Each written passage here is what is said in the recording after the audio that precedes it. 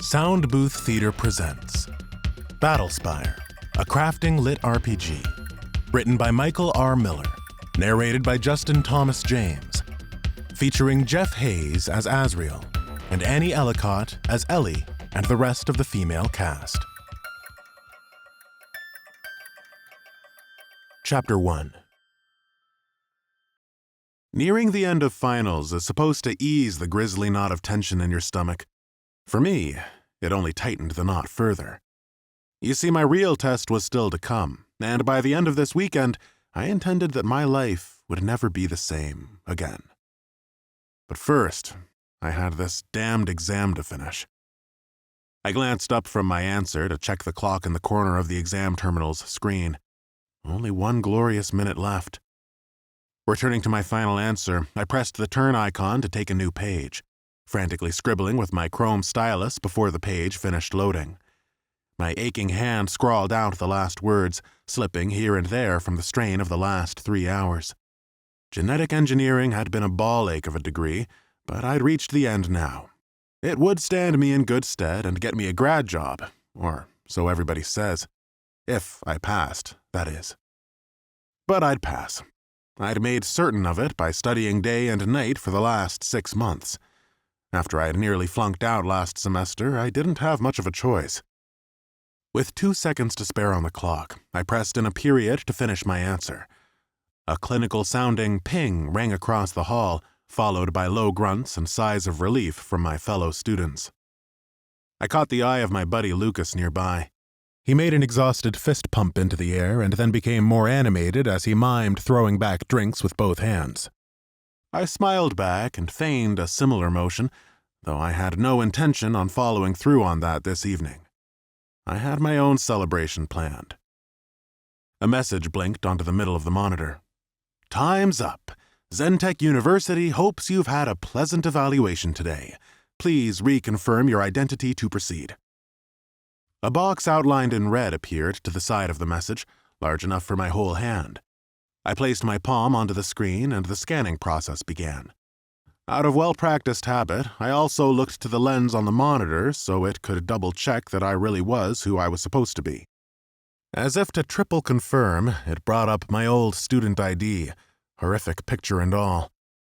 There I was, all 18 and spotty, hair lank and ungroomed across my face. Hardly dashing. Still, my eyes looked brighter back then, all hopeful idiot that I was. Oh, and my younger self was a lot thinner too, before the beer and takeout weight had taken its toll. The prick. At least the monitor was happy about it, flashing excitedly. Confirmed. Jack Kross. Congratulations on completing your examination. We hope to see you at the 2053 graduation. Zentech hopes you have a nice day and a party-filled evening. Cringy corporate communications aside, I don't think I had felt so giddy in years. Better than waking up on Christmas morning 7 years ago to get my first fully neural interfaced VR headset, a Noir Dome 1160X model.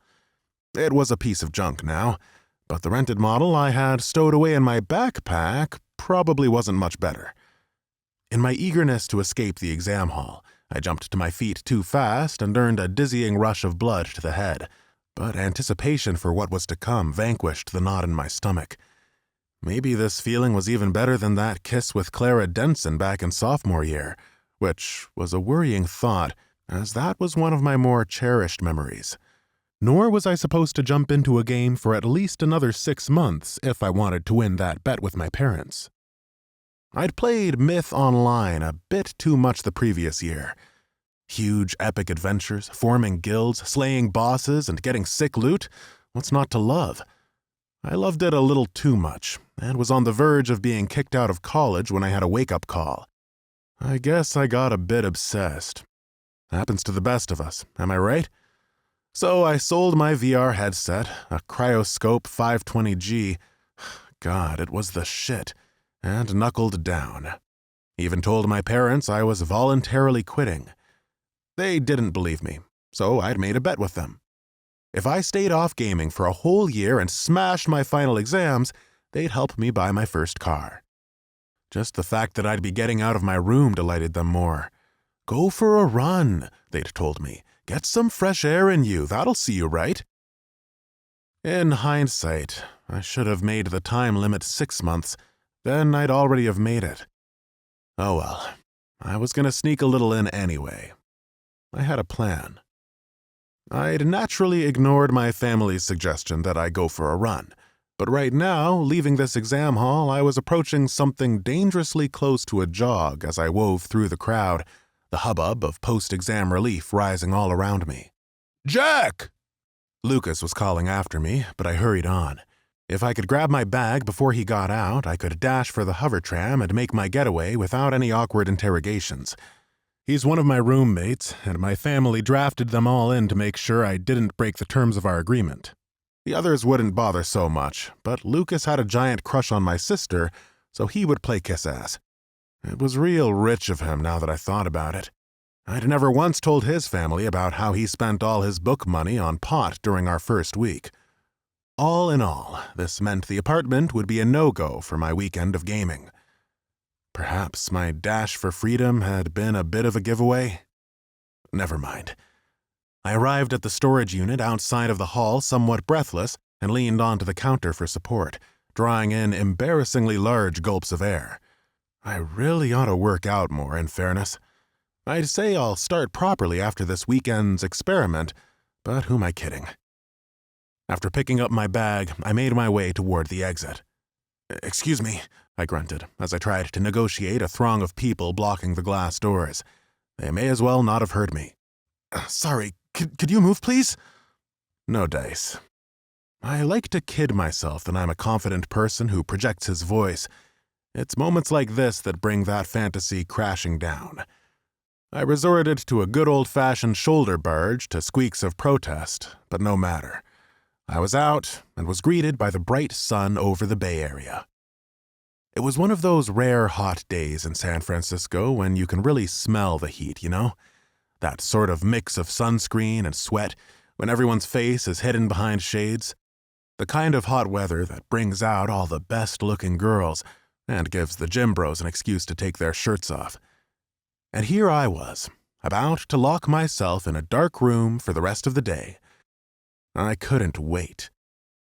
I slung my bag over my shoulder and started to move, heading towards the hover tram terminal at the edge of campus. As I approached, the tram pulled in, and I really did run this time to hop aboard. I didn't feel like waiting 15 minutes for the next ride north. The way I jumped through the closing doors was almost heroic.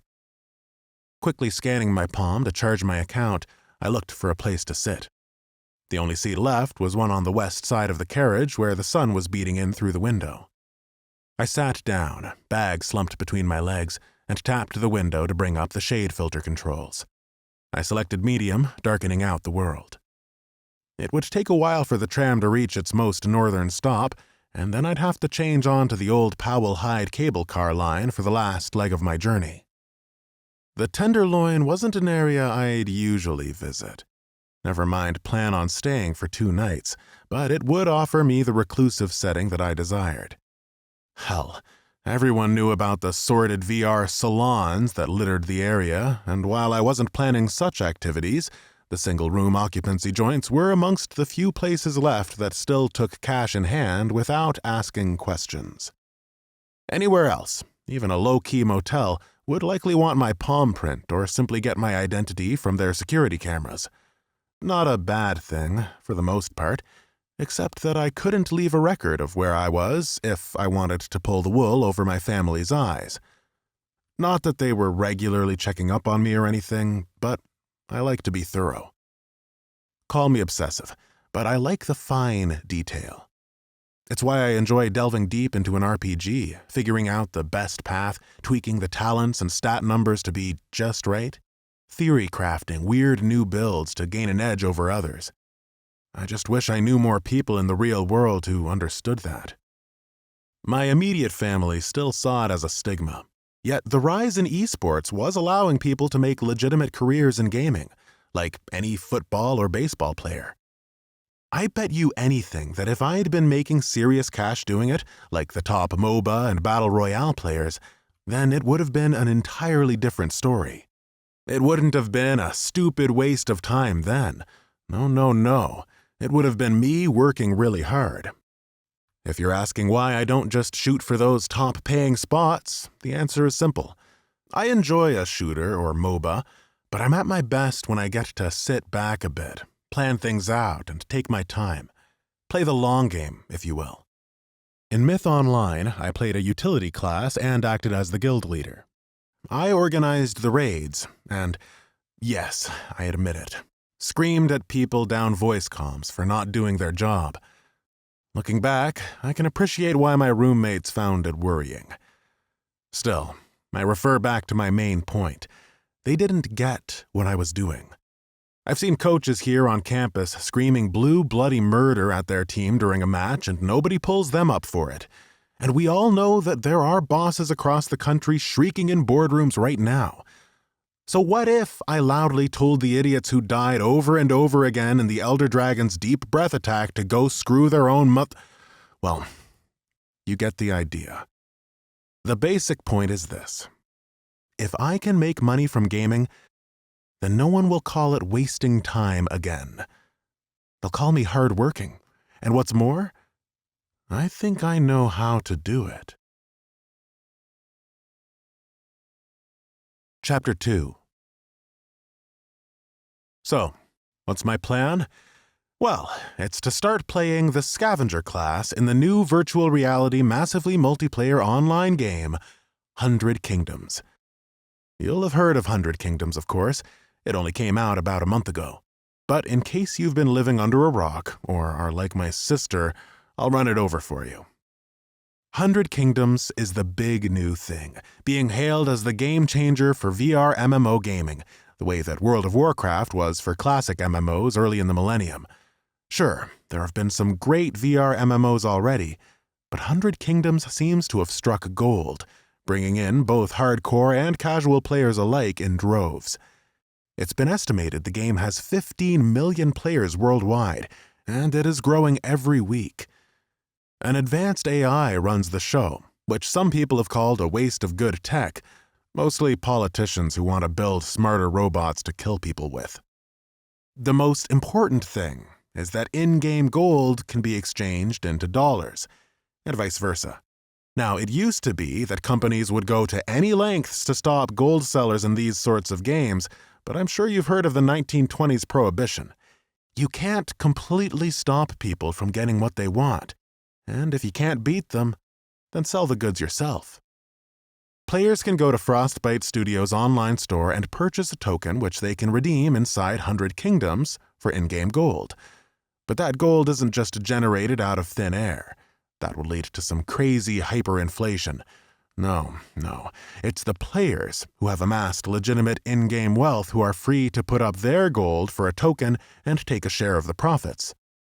Frostbite carefully monitor and adjust how much the gold is worth, meaning the amount of money needed to buy 100 gold goes up and down based on supply and demand. At the launch of a new game like this, the amount of gold generated by players isn't huge yet, as people haven't had time to farm it. It effectively means that the in-game gold is strong against the dollar. If you do have a lot of gold in the game right now, you stand to make a pretty penny. Going forward, the system will allow those who like to play the auction house in-game to do well for themselves back in the real world. With any new frontier, there is money to be made, if you can discover where to make it. Enter me and the Scavenger class. A soft ping-pong noise emanated from the speakers, pulling me back to reality as the tram pulled into its next stop. The doors opened, letting in hot air from the outside, and a shuffling of people then ensued. Jolted by the noise and bustle, I shook my head to fully wake myself up. Out of habit, I decided to check the leveling leaderboards of 100 Kingdoms.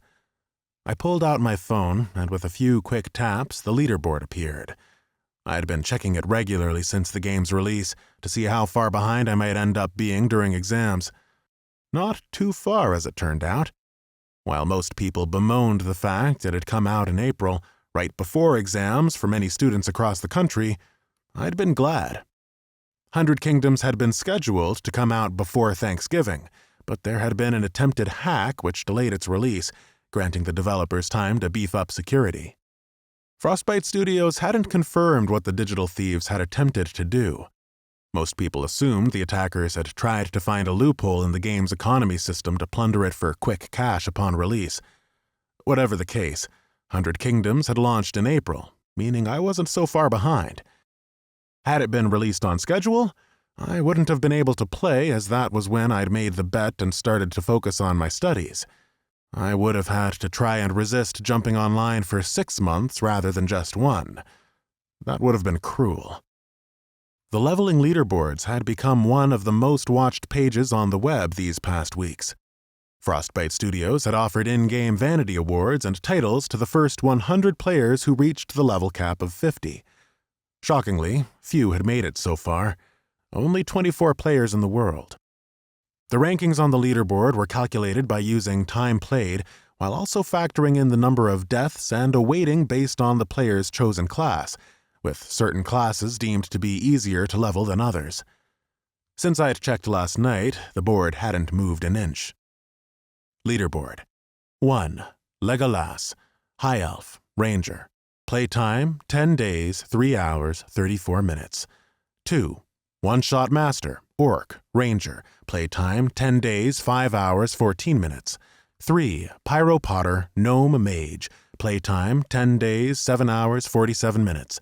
4. Azrael, Undead Human, Death Knight. Playtime, 13 days, 14 hours, 3 minutes. 5. Scrub Slayer, Minotaur, Berserker. Playtime, 10 days, 10 hours, 50 minutes. 6. White Noise, Vampire, Mage. Playtime, 10 days, 12 hours, 34 minutes. 7. Long Tusk, Troll, Ranger. Playtime, 10 days, 15 hours, 50 minutes. The board carried on much the same until the end. Mostly a bunch of Rangers and Mages who had extremely little downtime while soloing in the world. It was Azrael who impressed me the most, as he'd taken longer than most on the board, but as his class was considered harder to level, he'd secured 4th place. Very impressive stuff. There were absolutely no scavengers on the board. Barely anyone had chosen to play that class. It was a bit of an oddball, all looting and crafting items from what they'd found, just as the name suggested. Lots of utility in the items they could make, apparently, but they were meant to support others, not dish out sexy damage numbers or take punishment like a tanking class. The reason I was interested in them was for the economic branch of their talent choices. Ostensibly, they were for players who wanted to roleplay their way as a merchant or traveling trader.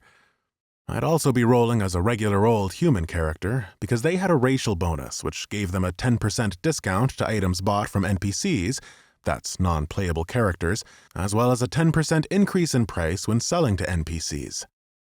It's not such a grand plan when you boil it down. I'd be making a human scavenger because scavengers were the best for everything in-game that was gold-related, and humans had a small boost to their trading. Hardly stellar min-maxing, but there you have it. Some items were selling for hundreds of gold right now, including crafting materials.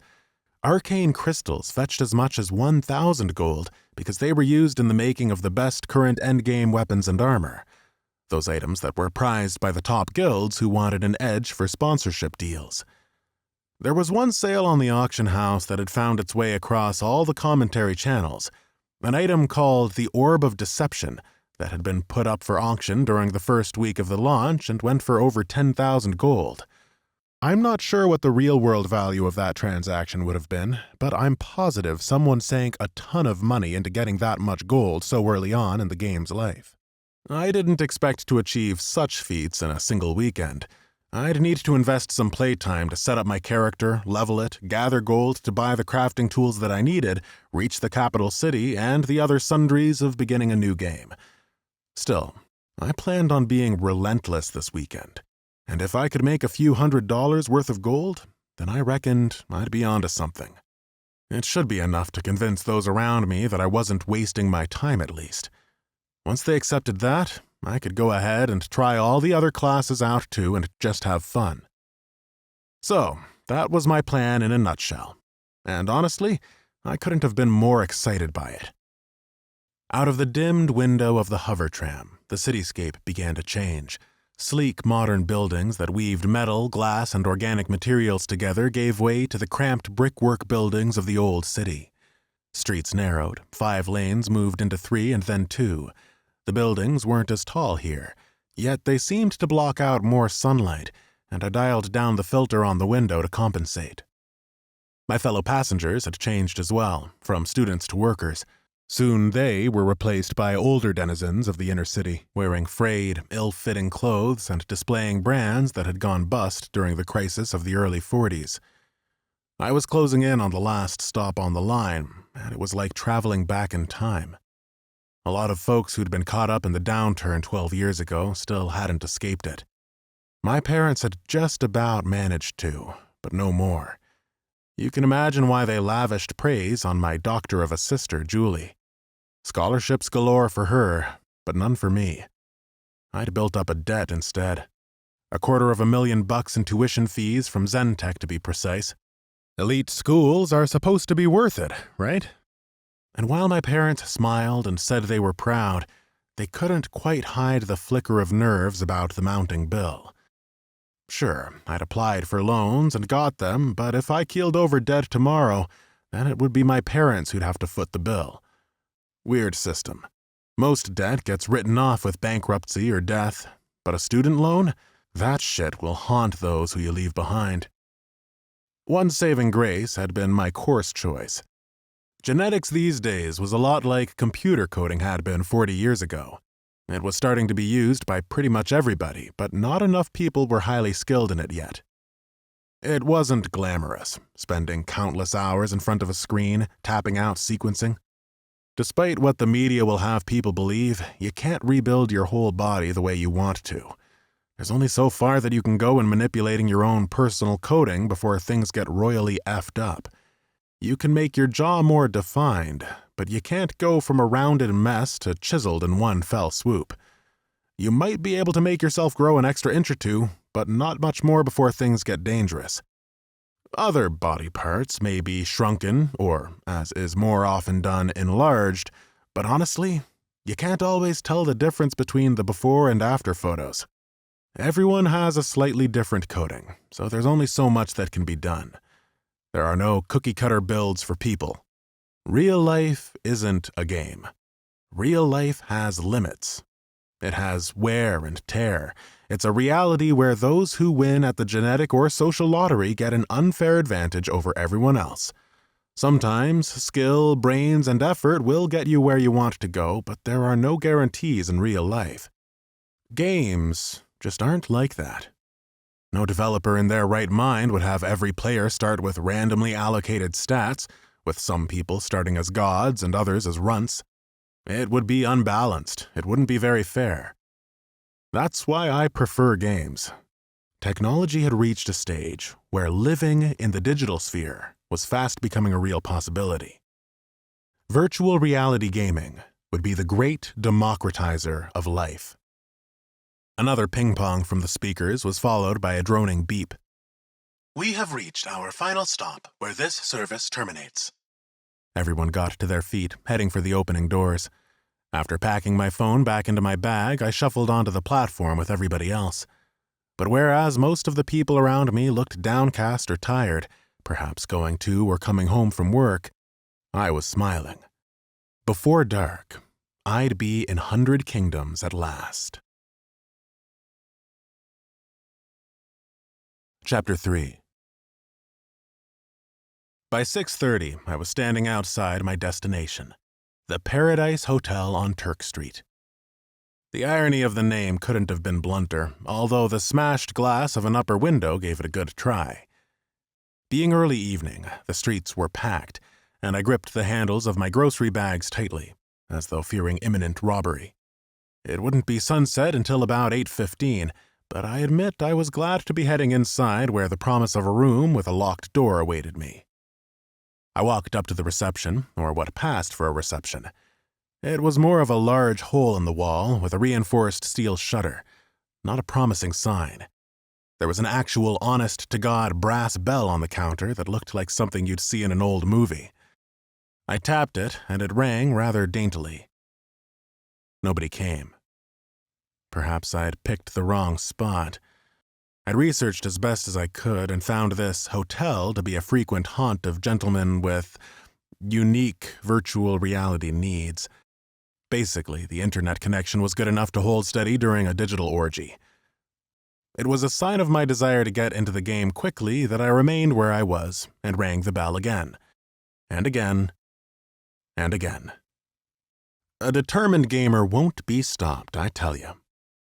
At least I had the forethought to grab supplies from a megamart before hopping onto the cable car, hence the big brown bags. I'd munched a Choco Nut protein snack as the old rust bucket had trundled northeast up Market Street. Okay, fine.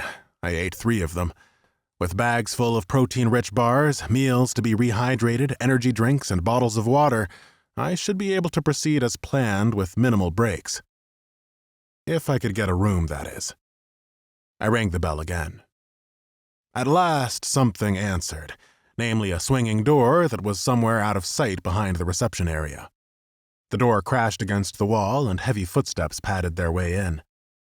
They belonged to the heavy-set middle-aged dude lumbering into view behind the counter. He was entirely bald on the top of his head, but the sides and back were tangled in overgrown black hair.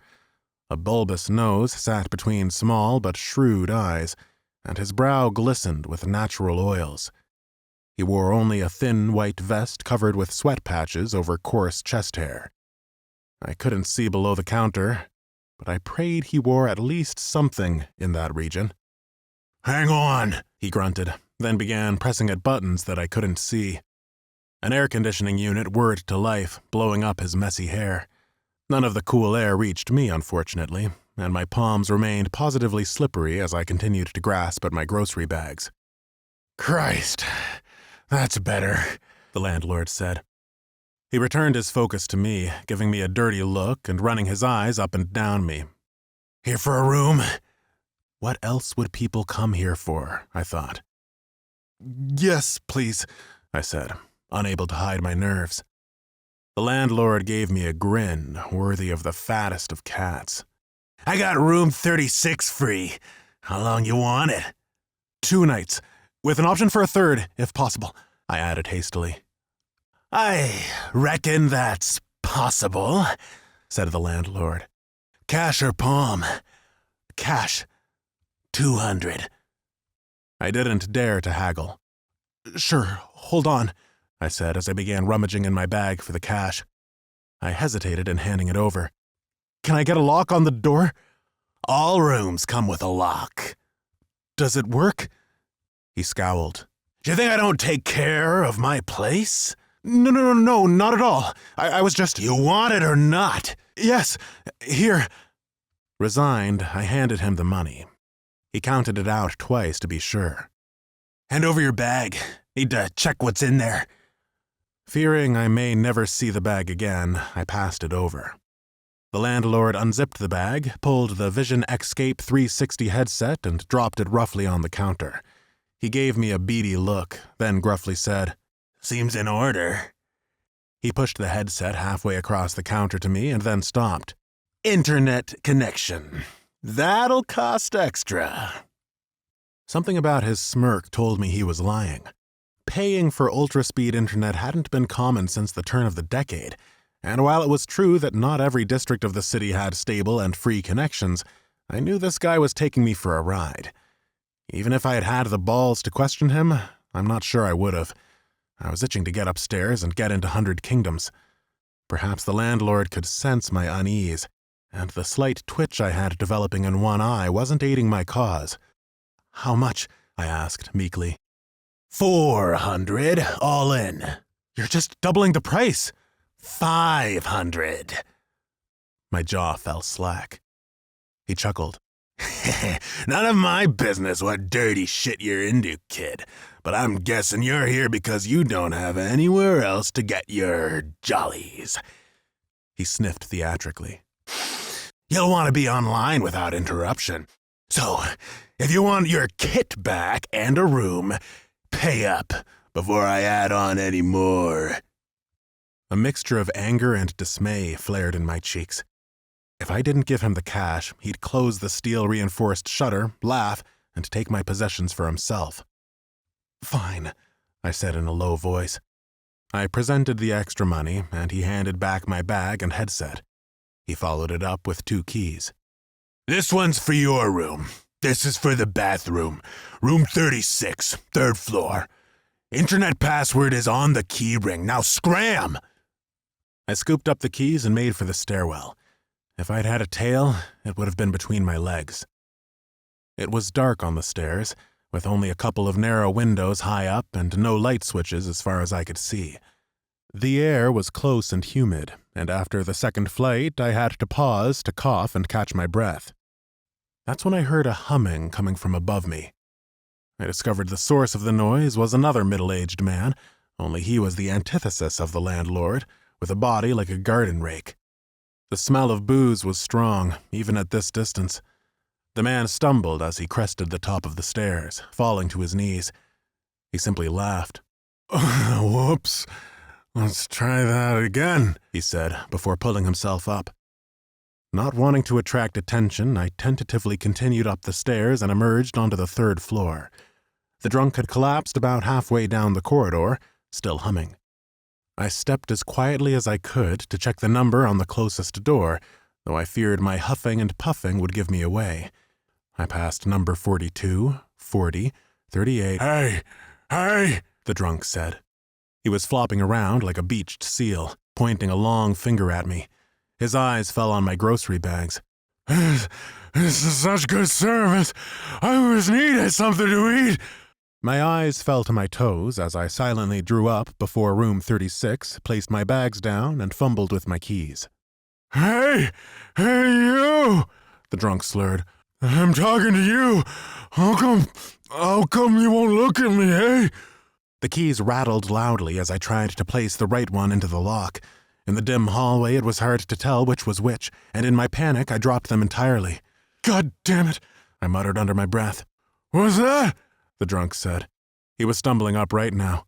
"Look, just give me my stuff and we'll call it even." I scrambled for the keys, managing to fit the correct one into the lock this time, and turned it. I could hear the man heading for me as I pinned the bags awkwardly between my arms and bundled inside the room. A bony hand snatched at my side, and I heard paper tearing. Over the threshold of the room, I turned, and a few choconut bars slipped out from the hole in one of my supply bags. Instinct took over, and I kicked the snacks out into the corridor. The drunkard leapt after them like a dog chasing a stick. Heart-pounding, I closed the door and looked for the lock. At least this thing was state-of-the-art. A black box ran up from the handle, and once I activated it, a series of small metallic beams began interlocking with a connecting device on the door frame. Short of cutting through the door, nobody was getting through that. My shoulders slumped at the thought. I unslung my backpack and put the market bags down carefully so as not to let any of the cans of energy juice fall out of the ripped one. Once satisfied there would be no explosion of the sugary beverages, I finally took a proper look at my abode for the next few days. It didn't take long to drink it in. A match in a matchbox might have complained about the space. There was a small single bed, a chipped mirror above a sink that may once have been white, a filthy set of blinds drawn up above the window, and an aircon unit that looked about 15 years out of date. It was sweltering in here, so I moved to switch the cool air on. Broken. But of course. I opened the window as wide as it would go instead and returned to sit on the bed. It was hard, springy, and singularly uncomfortable. With a sigh, I reached for one of the bottles of water, taking a large and much-needed gulp. I'd just been shaken down for money and chased for food. What a night. Time to crack on with it. First, I connected both my phone and headset to the Wi-Fi. I started with the headset because it would need time to patch any client-side updates to 100 Kingdoms that might have come. The bulk of the processing power was handled by the Frostbite servers, and the headset was more like a giant phone that you dialed in on to play. It also meant that you had to lie down and enter a state of near coma to interface with the virtual world. The headsets were still like old gaming consoles and always had to be plugged in. This was partly to eliminate the risk of power failure, as a sudden shutdown could cause nasty side effects. There hadn't been any incidents from VR headsets for many generations of the tech, but no company was confident enough to try running the thing by battery power alone. Should there be a power cut, the headsets had battery enough to enact an emergency wake-up protocol. With the Vision Escape 360 plugged in, connected, and patching, I turned to my actual phone. I bashed in the password to access the Wi-Fi, and the screen blazed with notifications. My mom, dad, and Julie had all sent me their luck before I'd gone into my exam, and then congratulated me when it was over. My mom had sent some follow-ups trying to wring info out of me about how it had gone. I felt a twinge of guilt for the deception I was playing, but it passed. Never once did they demand Julie stop playing her saxophone or spend less time training for the swim team. There'd been so many 5 a.m. wake-up calls for my mom and dad to take her to the pool before school without complaints, whereas I'd gotten a stern warning after just missing dinner a few times because of a vital raid night. Didn't seem fair, in my estimation. I'd show them what I could do. Not to put extra pressure on me, but this experiment with the Scavenger class really had to work. I was already down $500 from that greedy asshole of the landlord. He'd taken advantage of me because he thought I was a pushover, and all right, I am. But he just knew it instantly. I was tired of not having confidence, of not having respect, and now that I was safely behind my locked door, I started to feel angry. Anger at him, anger at my family who simply didn't accept me for who I was and what I wanted to do. 2 days. In 2 days, everything would be different. And with this bolstering feeling fueling me, I took one last glug of water, pulled on the Vision Escape 360, and lay down upon the bed. Chapter 4. It's hard to describe the feeling you get when a headset induces the mental state that's required to interface with your mind.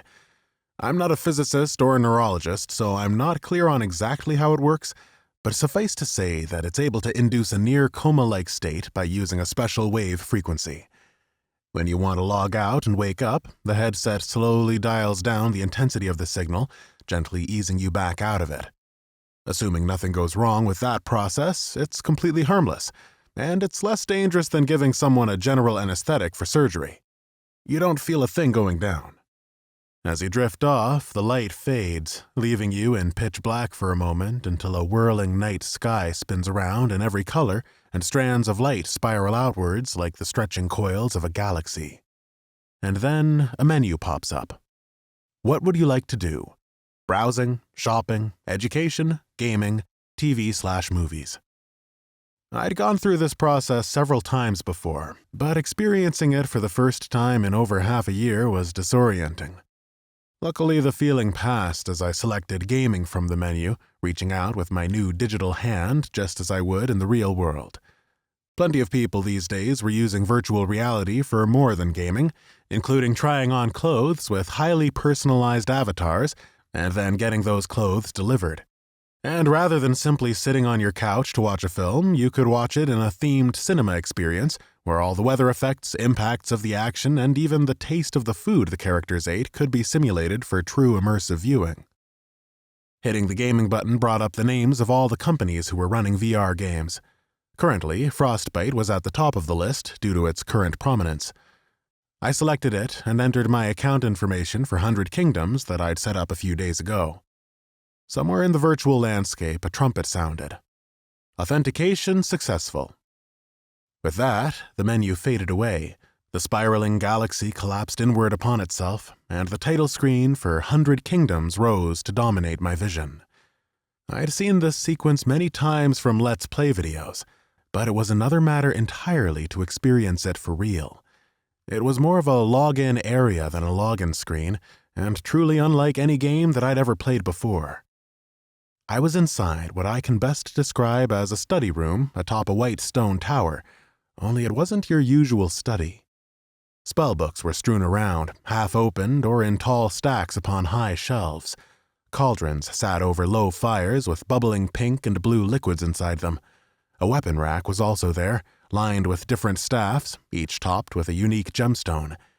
And directly before me, hunched over a gnarled desk and peering intently into a crystal ball twice the size of my head, was the wizard. He looked like a classic mage should, with a thick gray beard and dark robes. Everyone called him the Wizard because you couldn't see if he had a name like a regular NPC. He had plenty of personality, however, courtesy of the AI controlling the game world. The wizard looked up at me and frowned, as I'd seen him do to the lucky players who'd gotten here before me. "Ah," he said, his voice dripping with a wise knowing. "Another lost soul seeks a vessel to call their own. Approach, child, and we shall discover your destiny." I stepped forward, feeling the same rush as I might in the real world when excited. In here, I'd be able to see, smell, and feel exactly as I would in real life, albeit with the pain dulled right down to meet legislative guidelines.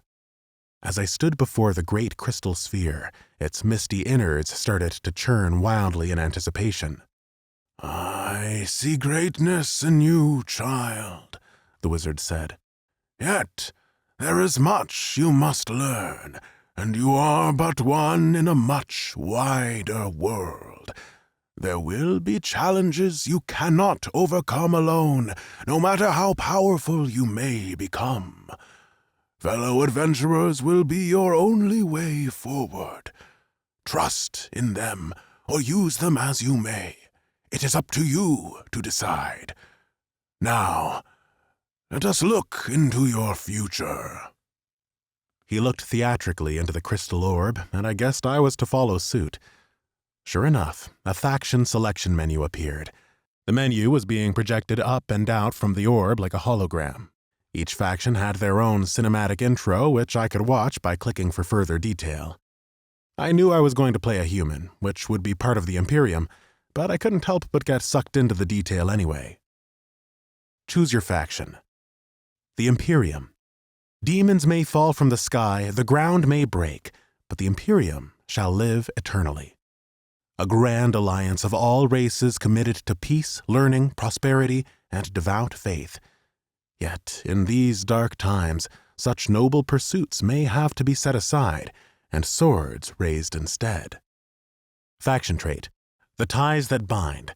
Standing firmly shoulder to shoulder, each member race of the Imperium feels secure in the territory of their allies. Effect: you will begin the game with the reputation status of honored with each primary faction within the Imperium. Races: humans, dwarves, gnomes, elves. Unique classes: paladin. The Great Tribe. From harsh deserts and deadly jungles, from deep caverns and caves on the mountainside, the mighty beast races have set aside their pride and formed a formidable front. Deeply rooted to the world and nature, the Great Tribe fights to preserve their ancient customs, environments, and beliefs in a world rapidly descending into chaos. Faction trait: home is the wild. Spirits of the ancestors watch over you wherever you go, providing comfort even in the hardest of places. Effect: the well-rested experience bonus will accumulate no matter where you log off from in the world, but will only last for 10 minutes, as opposed to the full 20 minutes gained from an inn. Races: orc, troll, minotaur, furbolg. Unique class: shifter. The Dark Council. Banished, cursed, exiled, and hated, these misunderstood creatures have suffered long enough. Bound by a pact of mutual support, the Dark Council vies for survival in a world that would gladly see them burn. Faction trait: molded by the night. Whether by their nature or necessity to avoid persecution, members of the Dark Council feel strongest where the light is lowest.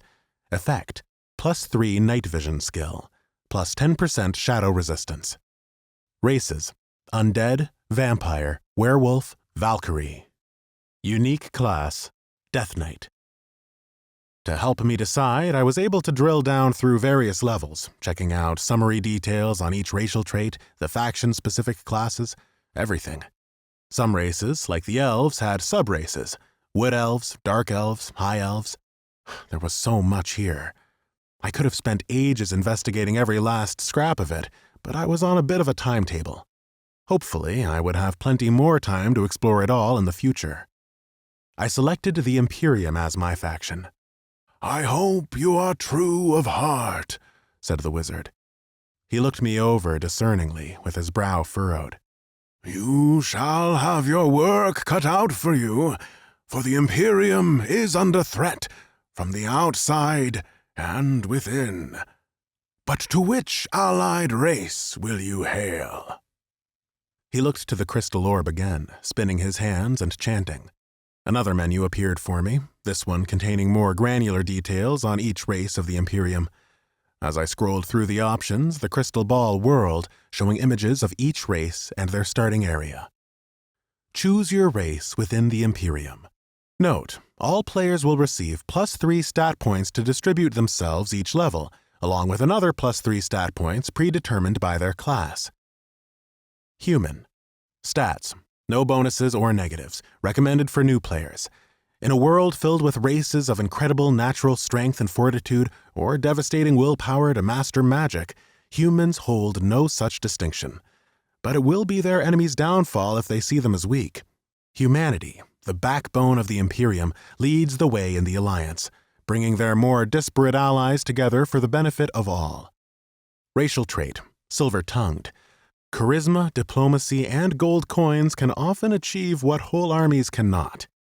Effect, +10% earned when selling items to NPCs, -10% from the price when buying from NPCs, +10% to all reputation gains. Available classes, Rogue, Ranger, Mage, Warlock, Paladin, Priest, Warrior, Berserker, Monk, Scavenger. Dwarves, Dwellers. Stats, +5% Constitution, +5% Might, -4% Intelligence, -3% Reflexes.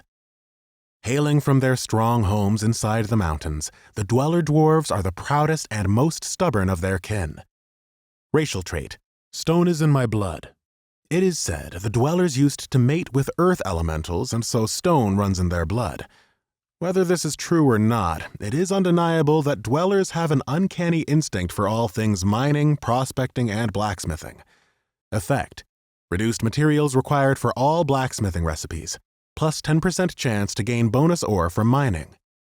Available classes, Shaman, Paladin, Priest, Warrior, Berserker, Scavenger.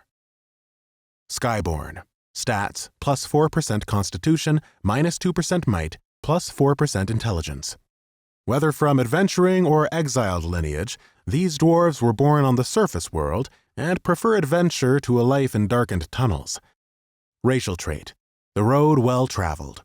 Roaming all areas of the world has opened the minds of the Skyborn and brought them closer to the latent powers that their Dweller cousins have forgotten.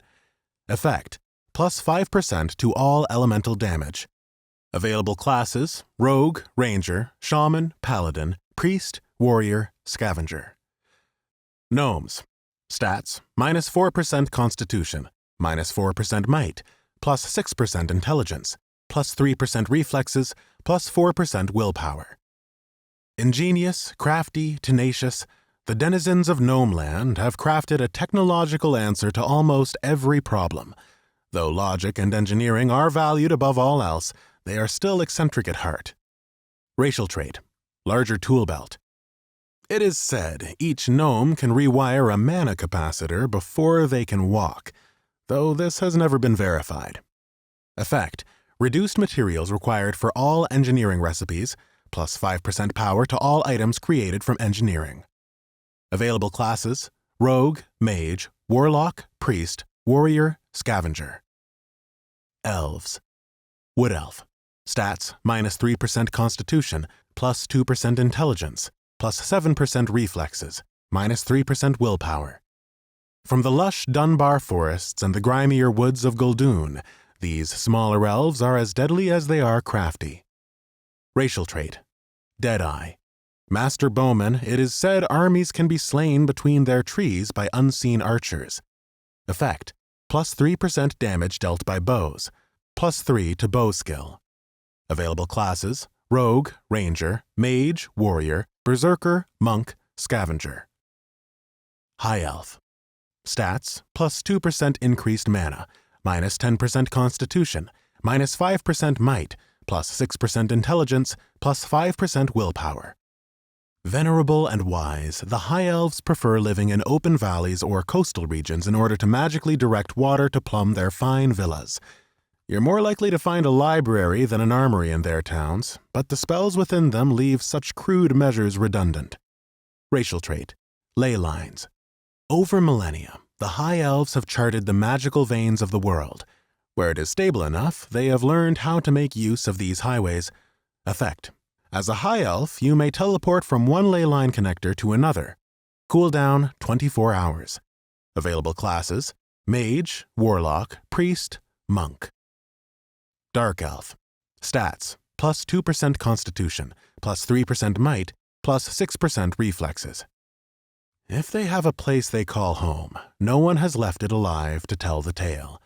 At times, they have joined the Wood Elves to resist impositions from their High Elf brethren. They serve the Imperium these days, and the Emperor sleeps easier for it. Racial trait: smoke on shadows. Never send a master assassin to do a Dark Elf's job. An Imperial proverb. Effect: plus 2 dagger skill, plus 1 sneak skill, plus 1 night vision. Available classes: Rogue, Ranger, Mage, Warlock, Warrior, Scavenger. After I had finished reading through all the racial information, I was desperate to double back and read everything on the members of the Great Tribe and Dark Council. This game was enormous. But my choice was clear. I had done my homework after all. I went ahead and selected human and chose to be male. The notion of gender flipping raised my eyebrows, but I didn't much fancy the idea of battling off the weirdos who'd try to flirt with me, either for real or for roleplay. I was then taken to the character customization section, where an image of a default human model stood before me, ready for sculpting. I could import a pre-made avatar that looked almost exactly like myself, taken by ultra-high-res 3-dimensional scanning booths. It was the type of avatar people needed when shopping in the virtual space, and most people had one these days, myself included. A part of me wanted to delve into the various customization options, maybe giving myself anime-style white and black hair, detailed tattoos stretching across my chest, and an infinite amount of options besides, but time was of the essence. In the spirit of urgency, I imported my pre-made avatar and made a few quick alterations, making myself a couple of inches taller, slimming my waist, broadening my shoulders, and removing all the blemishes from my face. I clicked accept, and the idealistic version of myself appeared. Don't judge, all right? Everybody does a bit of digital cosmetic surgery. Ah, the wizard said again. Humans are a versatile race, capable of greatness in most aspects of life, but not quite the masters of any. Now, we must delve deeper still. What type of human are you to be, I wonder? Choose your class.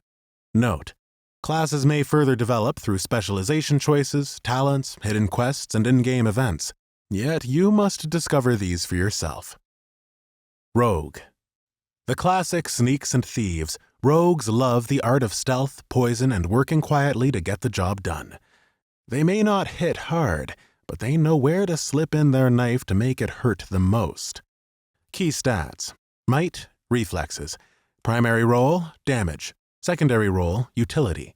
Class benefits: plus 2 sneak skill, plus 2 dagger skill, plus 2 one-handed sword skill. Ranger. Unlucky foes will fall before they even know what's hit them. Rangers are unmatched in aim and utility when it comes to firing on the move. Key stats: Might, Reflexes. Role, Damage. Class benefits: plus 5% damage with all ranged weapons, plus 2 bow skill, plus 2 one-handed firearms skill, plus 2 two-handed firearms skill, plus 2 crossbow skill. Mage. A lifetime of knowledge would never be enough to master the arcane arts. Each mage commits to try nonetheless. Key stat: Intelligence. Role, Damage. Class benefits: plus 3% increase to mana, plus 5% increase to spell power. Warlock. Many in the Imperium would throw warlocks beyond its boundaries, but enough at the top recognize there is a need to understand what your enemies are capable of. Calling up demons and fell magic for aid, warlocks are second to none when it comes to controlling the state of others. Key stat, intelligence. Primary role, utility. Secondary role, damage. Class benefits, plus 10% increase to health, plus 5% increase to shadow damage. Paladin. Soldiers of the light, paladins vow first and foremost to protect the weak and uphold what is righteous. All members of the Dark Council fear these zealous defenders of the Imperium. Key stats, might, intelligence. Roles, tank, healer, damage. Class benefits, plus 2 two-handed mace skill, plus 2 one-handed mace skill, plus 5% damage dealt by holy magic. Priest. Whereas their paladin cousins train in the arts of war, priests focus on their spiritual essence to channel the power of the light in its purest form. Humble men and women, priests serve others first and foremost, using their connection to the light to cause harm only when they are pushed beyond all other measures. Key stat, willpower. Roles, healer, utility.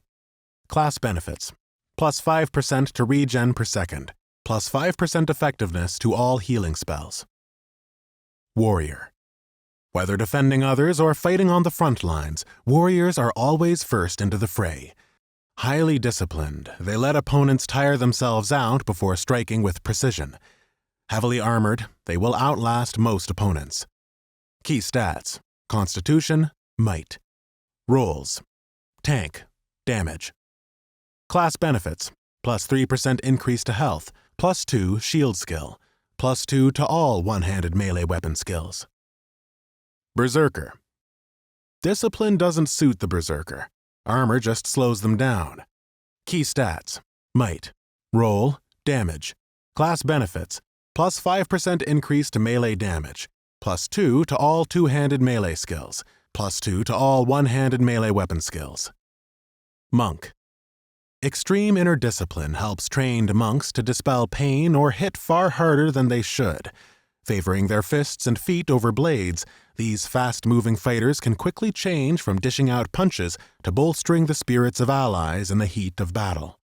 Key stats, reflexes, willpower. Roles, damage, off-tanking, utility. Class benefits, plus 30% increase to unarmed damage, plus 5 unarmed combat skill, plus 2% regen per second. Everything I read was tempting, with so many possibilities. I found what I was looking for at the end of the list. Scavenger. They flit from town to town, battlefield to battlefield, gathering the remnants and then crafting wonders from the ashes. Some just call them junkers. A mysterious sort, and often overlooked, scavengers forge their own path more than most. Although weak in combat, they make up for a lack of raw power with powerful creations and upgrades of their own.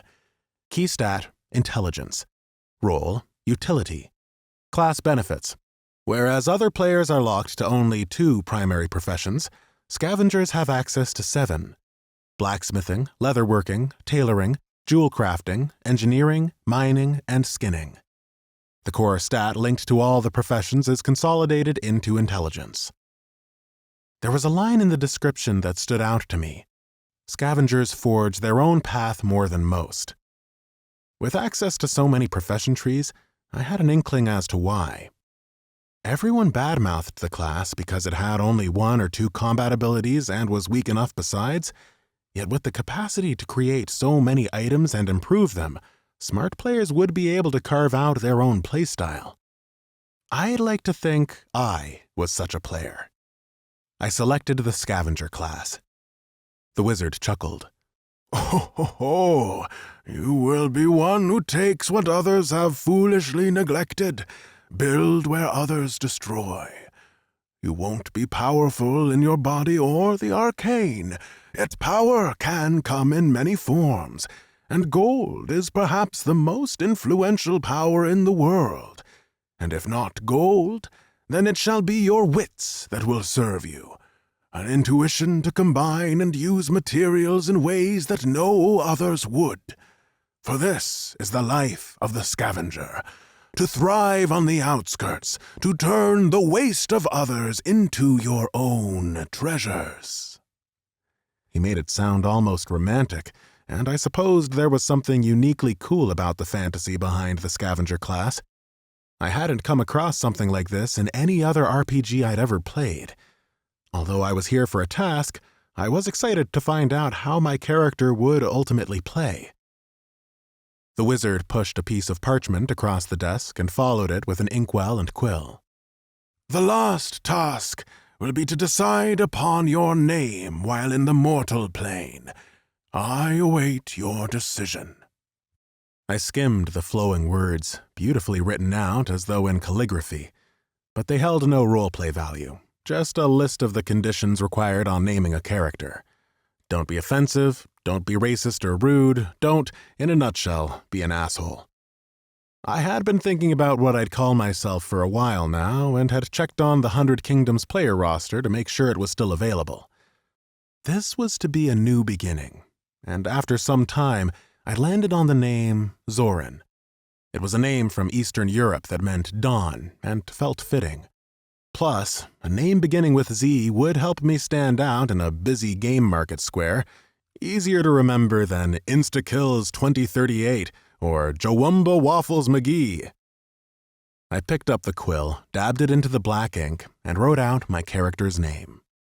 As I confirmed it, the game presented me with my character's starting stat sheet. Character: Zoran, Human Scavenger Level 1. Attributes: Constitution 10, Intelligence 10, Reflexes 10, Might 10, Willpower 10. Combat: Health 100, Mana 100, Attack Power 17, Spell Power 17, Regen 1.3 per second. It is an honor to meet you, Zoran. The wizard waggled his fingers and the parchment rolled up and zoomed to his hand. I wish you luck in the world. You'll need it. And with that, the wizard snapped his fingers and the world around me began to spin again. I was presented with more concept art and voiceover work by way of a loading screen, all specific to the human starting zone.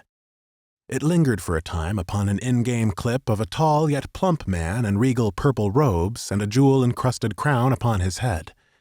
He had the thick brown beard of a scholar, but his hair was already thinning beneath his crown. His green eyes were soft and inviting, and it was evident enough from his frame that his shoulders were rounded and slouched under those robes. A voice clip spoke over the scene, like in a movie trailer. Emperor Aurelius grew up in peaceful times, pursuing the path of the philosopher rather than the warrior. However, storm clouds gather on the borders of the Imperium. Elven allies speak of demonic and undead horrors from the south, while the dwarves warn of giants stirring in the north. Closer to home, kobolds have become an infestation right outside the gates of the imperial capital of Argatha. The scene progressed to show the Emperor sitting in a heated council meeting, his face buried behind his hands. Aurelius is a soft-hearted ruler, and now the vultures are circling. If his words should fail, the Imperium might splinter into pieces, leaving humanity vulnerable to the many evils rising in the world. Now, more than ever, the Imperium needs willing citizens to take up arms for the sake of all who dwell within it. The cutscene ended, and I materialized into the game world. Chapter 5. I knew where I was. This was Rusking, a small town where human players would begin their journey in 100 Kingdoms. Around me were buildings that could have been pulled straight from 16th century Europe, thatched roofs and all. Directly before me was the town hall, with a pointed wooden spire rising far above the rest of the settlement. Human architecture in 100 Kingdoms often had spire motifs, paying homage to the grand imperial spire in the heart of Argatha where the emperor lived. I took a moment to flex my fingers, stretch my limbs, and get a feeling for the movement in-game. It felt flawless. Frostbite had really taken it to the next level here. I could smell bread from the bakers, hear the rhythmic clang of hammer on metal from the smithy, feel the breeze upon my face. Immersion was further aided by the minimal user interface. A semi-transparent red health bar sat in the bottom left of my vision, and a blue mana bar beside it. Both sharpened and brightened if I focused on them, and I saw both were sitting at a basic 100 out of 100. In the bottom right-hand corner was an area earmarked for the combat log. In other games, bringing up the menu was simply a matter of thinking about it. I tried this now. Even knowing 100 Kingdoms was the hallmark of modern VR MMOs, I was still taken aback by the speed at which the system responded to my thoughts. Using abilities worked the same way, meaning that combat would be fluid and exciting. From the menu, I checked my abilities book.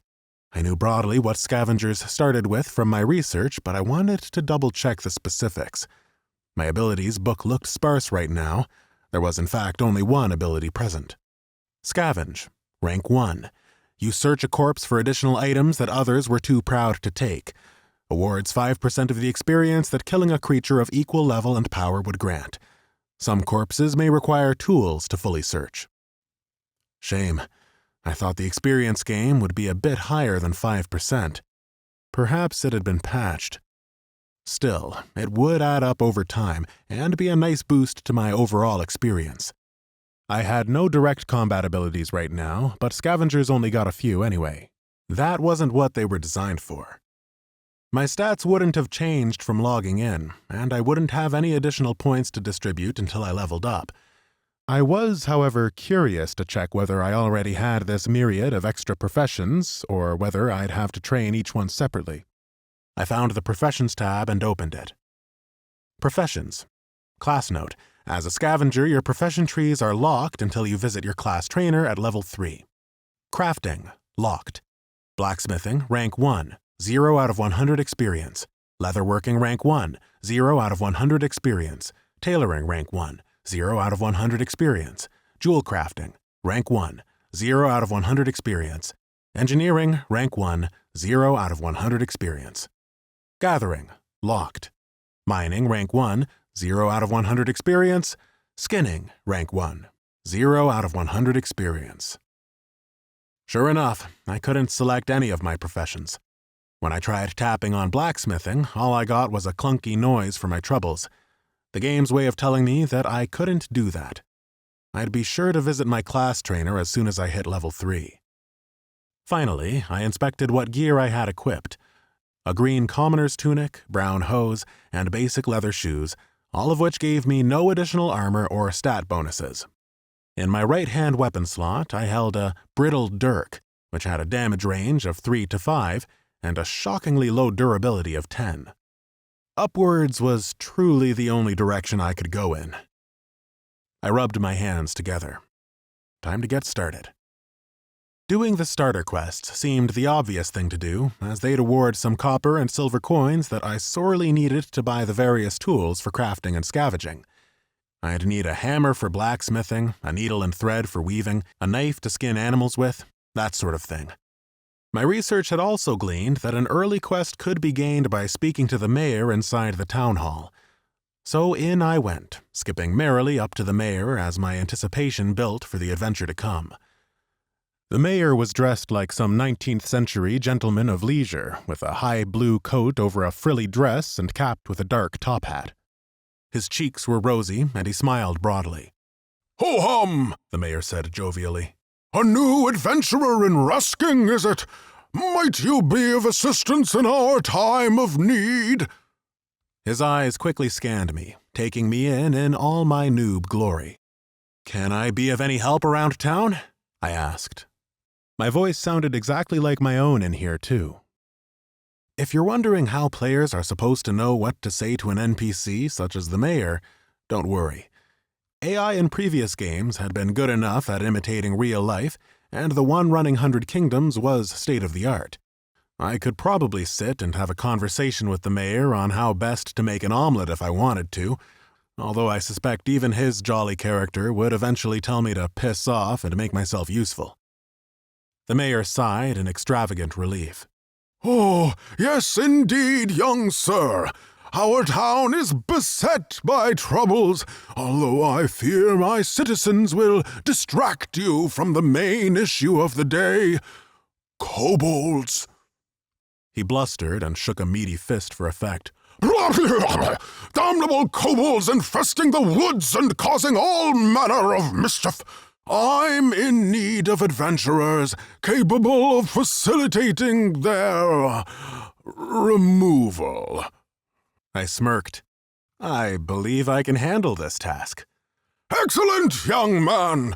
Go forth and slay those pests for Rusking!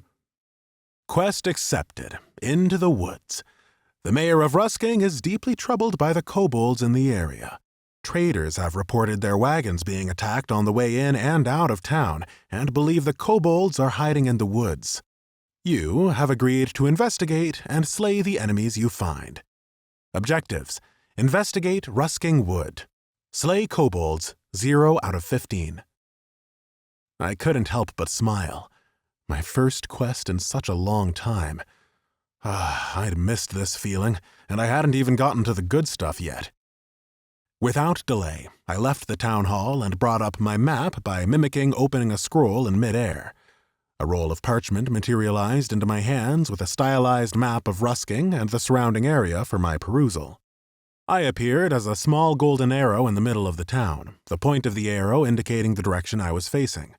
Exact distances weren't shown, nor were any quests marked. You had to use your brain in this game, which was just the way I liked it. But it was easy enough to find Rusking Wood, as it was labeled in scrolling letters some way to the north of the town. Also upon the map was the server time and clock, illustrated by an animated sun and moon. It was 8:21 p.m. server time.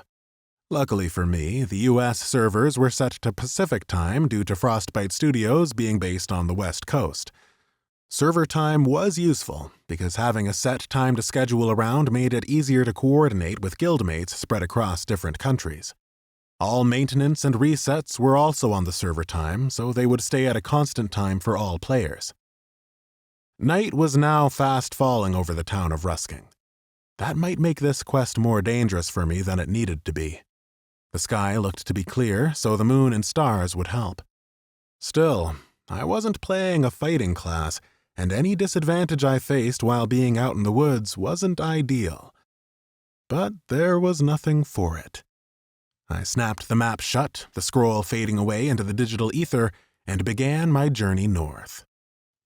Characters in 100 Kingdoms had a base movement speed that was akin to a light jog, only this time I didn't feel out of breath doing it. Other games I had played had employed a stamina bar or a similar resource drain if you ran, and you could make your character fitter over time. Frostbite had decided to brush over this, focusing on other aspects of gameplay. This suited me just fine.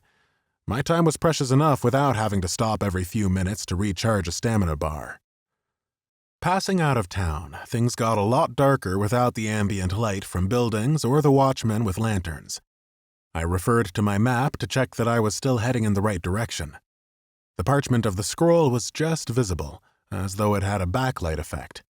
Not far to go now. Indeed, looking ahead, I could make out the treetops as black canopies against the starry night. When I reached the tree line, I slowed to a walking pace, being careful not to go crashing through the undergrowth and alert a pack of kobolds to me.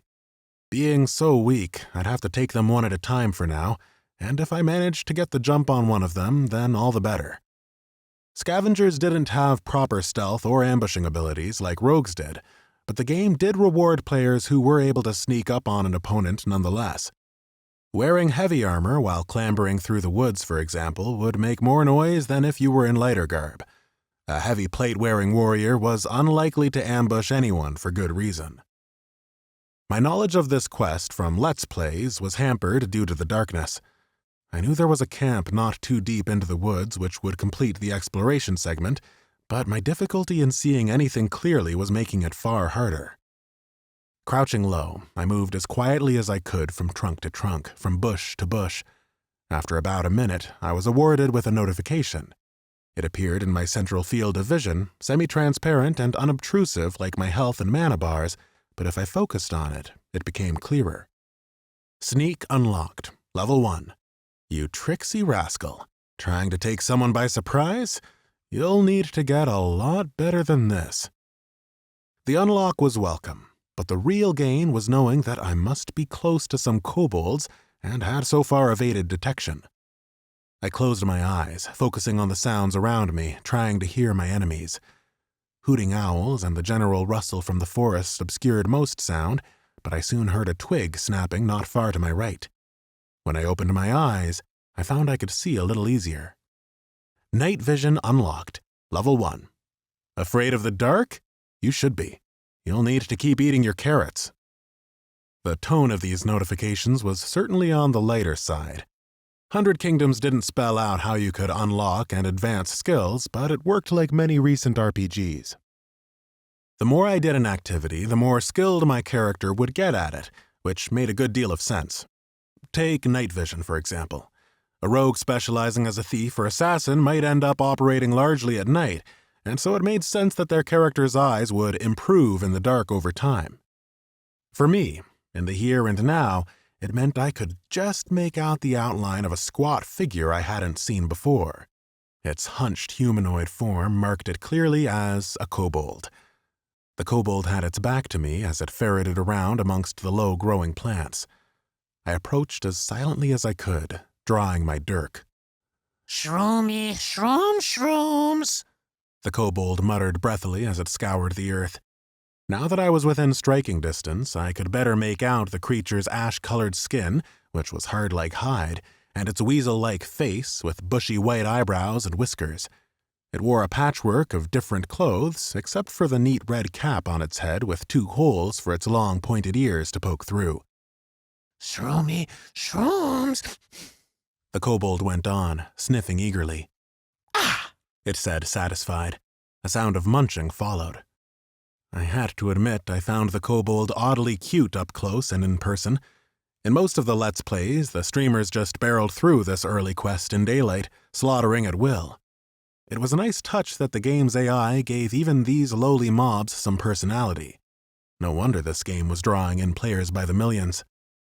Cute or not, however, I had a quest to fulfill.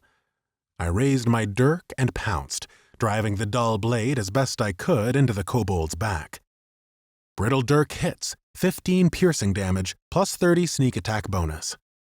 The kobold squealed, dropped the mushrooms it had been eating, and scrambled to draw its wooden club. A coating of blood lined my dagger, but the kobold darted around as though unfazed. That's VR gaming for you. Occasionally, a bit of realism gets dropped. If you wanted to properly cripple an enemy, you better use the right spell, ability, or item that'll cause them to move slower or burst out in boils or whatever. I jabbed again at the kobold and scored a much weaker hit, but my combined blows had brought its health down from 80 to 25. The kobold swung its club at me, and my lowly level 1 avatar couldn't avoid the blow, although I did manage to stick my dirk into its chest at the same time. It recoiled from my stab, and I struck again before it could raise its club. My enemy's health flashed, disappeared, and the mob died. Kobold level 1 dies, 50 experience. Quest, into the woods, slay kobolds, 1 out of 15. Ah, the rush of a first kill in a new game. Is there a sweeter nectar? Well, aside from the bags of cash that I'd hopefully start making. Checking my health bar, I found the little savage had managed to club 25 points of my health away from that single hit.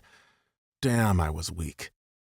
My health would replenish at my regen per second rate, but only while I was out of combat. I'd have to be careful in fights and wait to recharge more often than I'd like. At least, until I got a bit stronger or found some better gear. Something new had appeared on my interface as well. A faint golden bar that ran the full length of my vision below my health and mana, labeled Experience. I took a closer look, and the gold brightened and solidified until gleaming. Experience, 50 out of 400. So 7 more kills and I'd reach level 2. Given that my Scavenger ability granted some extra XP, I'd have a little boost along the way. Now seemed like a good time to try it out. I got to my knees by the fallen kobold and first checked to see if I could loot it. A small box marked Loot appeared over its body, and I tapped it with my hand. A new window popped up, showing what items the kobold had dropped. Just 3 copper coins. Nothing terribly exciting, but all avalanches start with the first trickling snowflakes. Every coin I gained now would aid me towards my goal once I reached the markets of Argatha. Still kneeling, I thought clearly in my mind, scavenge. My character then began an animated performance over the length of the kobold's body, first patting it down and then checking in pockets on its patchwork coat that I wouldn't otherwise have been able to access. Another loot table appeared. Copper coins times 1, cloth scraps times 5. Loot all? I tapped on loot all and gained the extra material. The extra coin was a welcome bonus. I hadn't been aware that some extra cash could be scavenged from the ability, but I supposed it made sense. All dead mobs and players in 100 Kingdoms would remain behind as an in-game corpse, lying where they died for about an hour. Scavengers would be able to loot these corpses during that time. This experience bonus granted to scavengers was designed to make up for the shortfall in their overall power. So if I was mostly scavenging bodies rather than looting for real, I might not gain access to coin drops from mobs. The cloth scraps were more interesting to me. These were the most basic crafting materials used in the tailoring profession and only available to scavengers by picking up the scraps that nobody else wanted. Once I gained access to my professions, I should be able to combine 10 cloth scraps into a full-piece linen cloth. I'm jabbering on a bit by way of explaining that if I could get 100 cloth scraps, I could make a stack of 10 linen cloth and sell it on the auction house. The fact that I just got 5 scraps straight away made me pretty excited. But my paranoid side kicked in, and I reckoned that I may have gotten lucky. Time would tell. An experience notification was also still visible at the top of my combat log. Scavenged Kobold, Level 1, 3 experience. As expected, my experience bar had also shifted, now showing I was at 53 out of 400. 5% of the kobold's kill was really 2.5 experience, but it seemed the game rounded up. Handy. Every little bit would help. I still had to continue this quest, with 14 more kobolds to kill and their presence in the woods to explore. Just as I attempted to squint through the darkness to find more enemies, I heard voices. It came this way. A high, scratchy voice said, much like the kobold I'd just slain. This way, I says. I hears it. The kobold who was speaking began to imitate the death throes of my recent victim. What you doing? Another kobold asked. You'll be giving us away if there's trouble. There must have been a group of them, and by the sounds of it, they were drawing close. I dashed behind the nearest, thickest tree trunk in the hope of avoiding them, but in my haste, I only made more noise. I heard that, a kobold declared. We coming for yous. Whoever yous are. Maybe it has shroomies. Shut up, the leader of the pack squawked.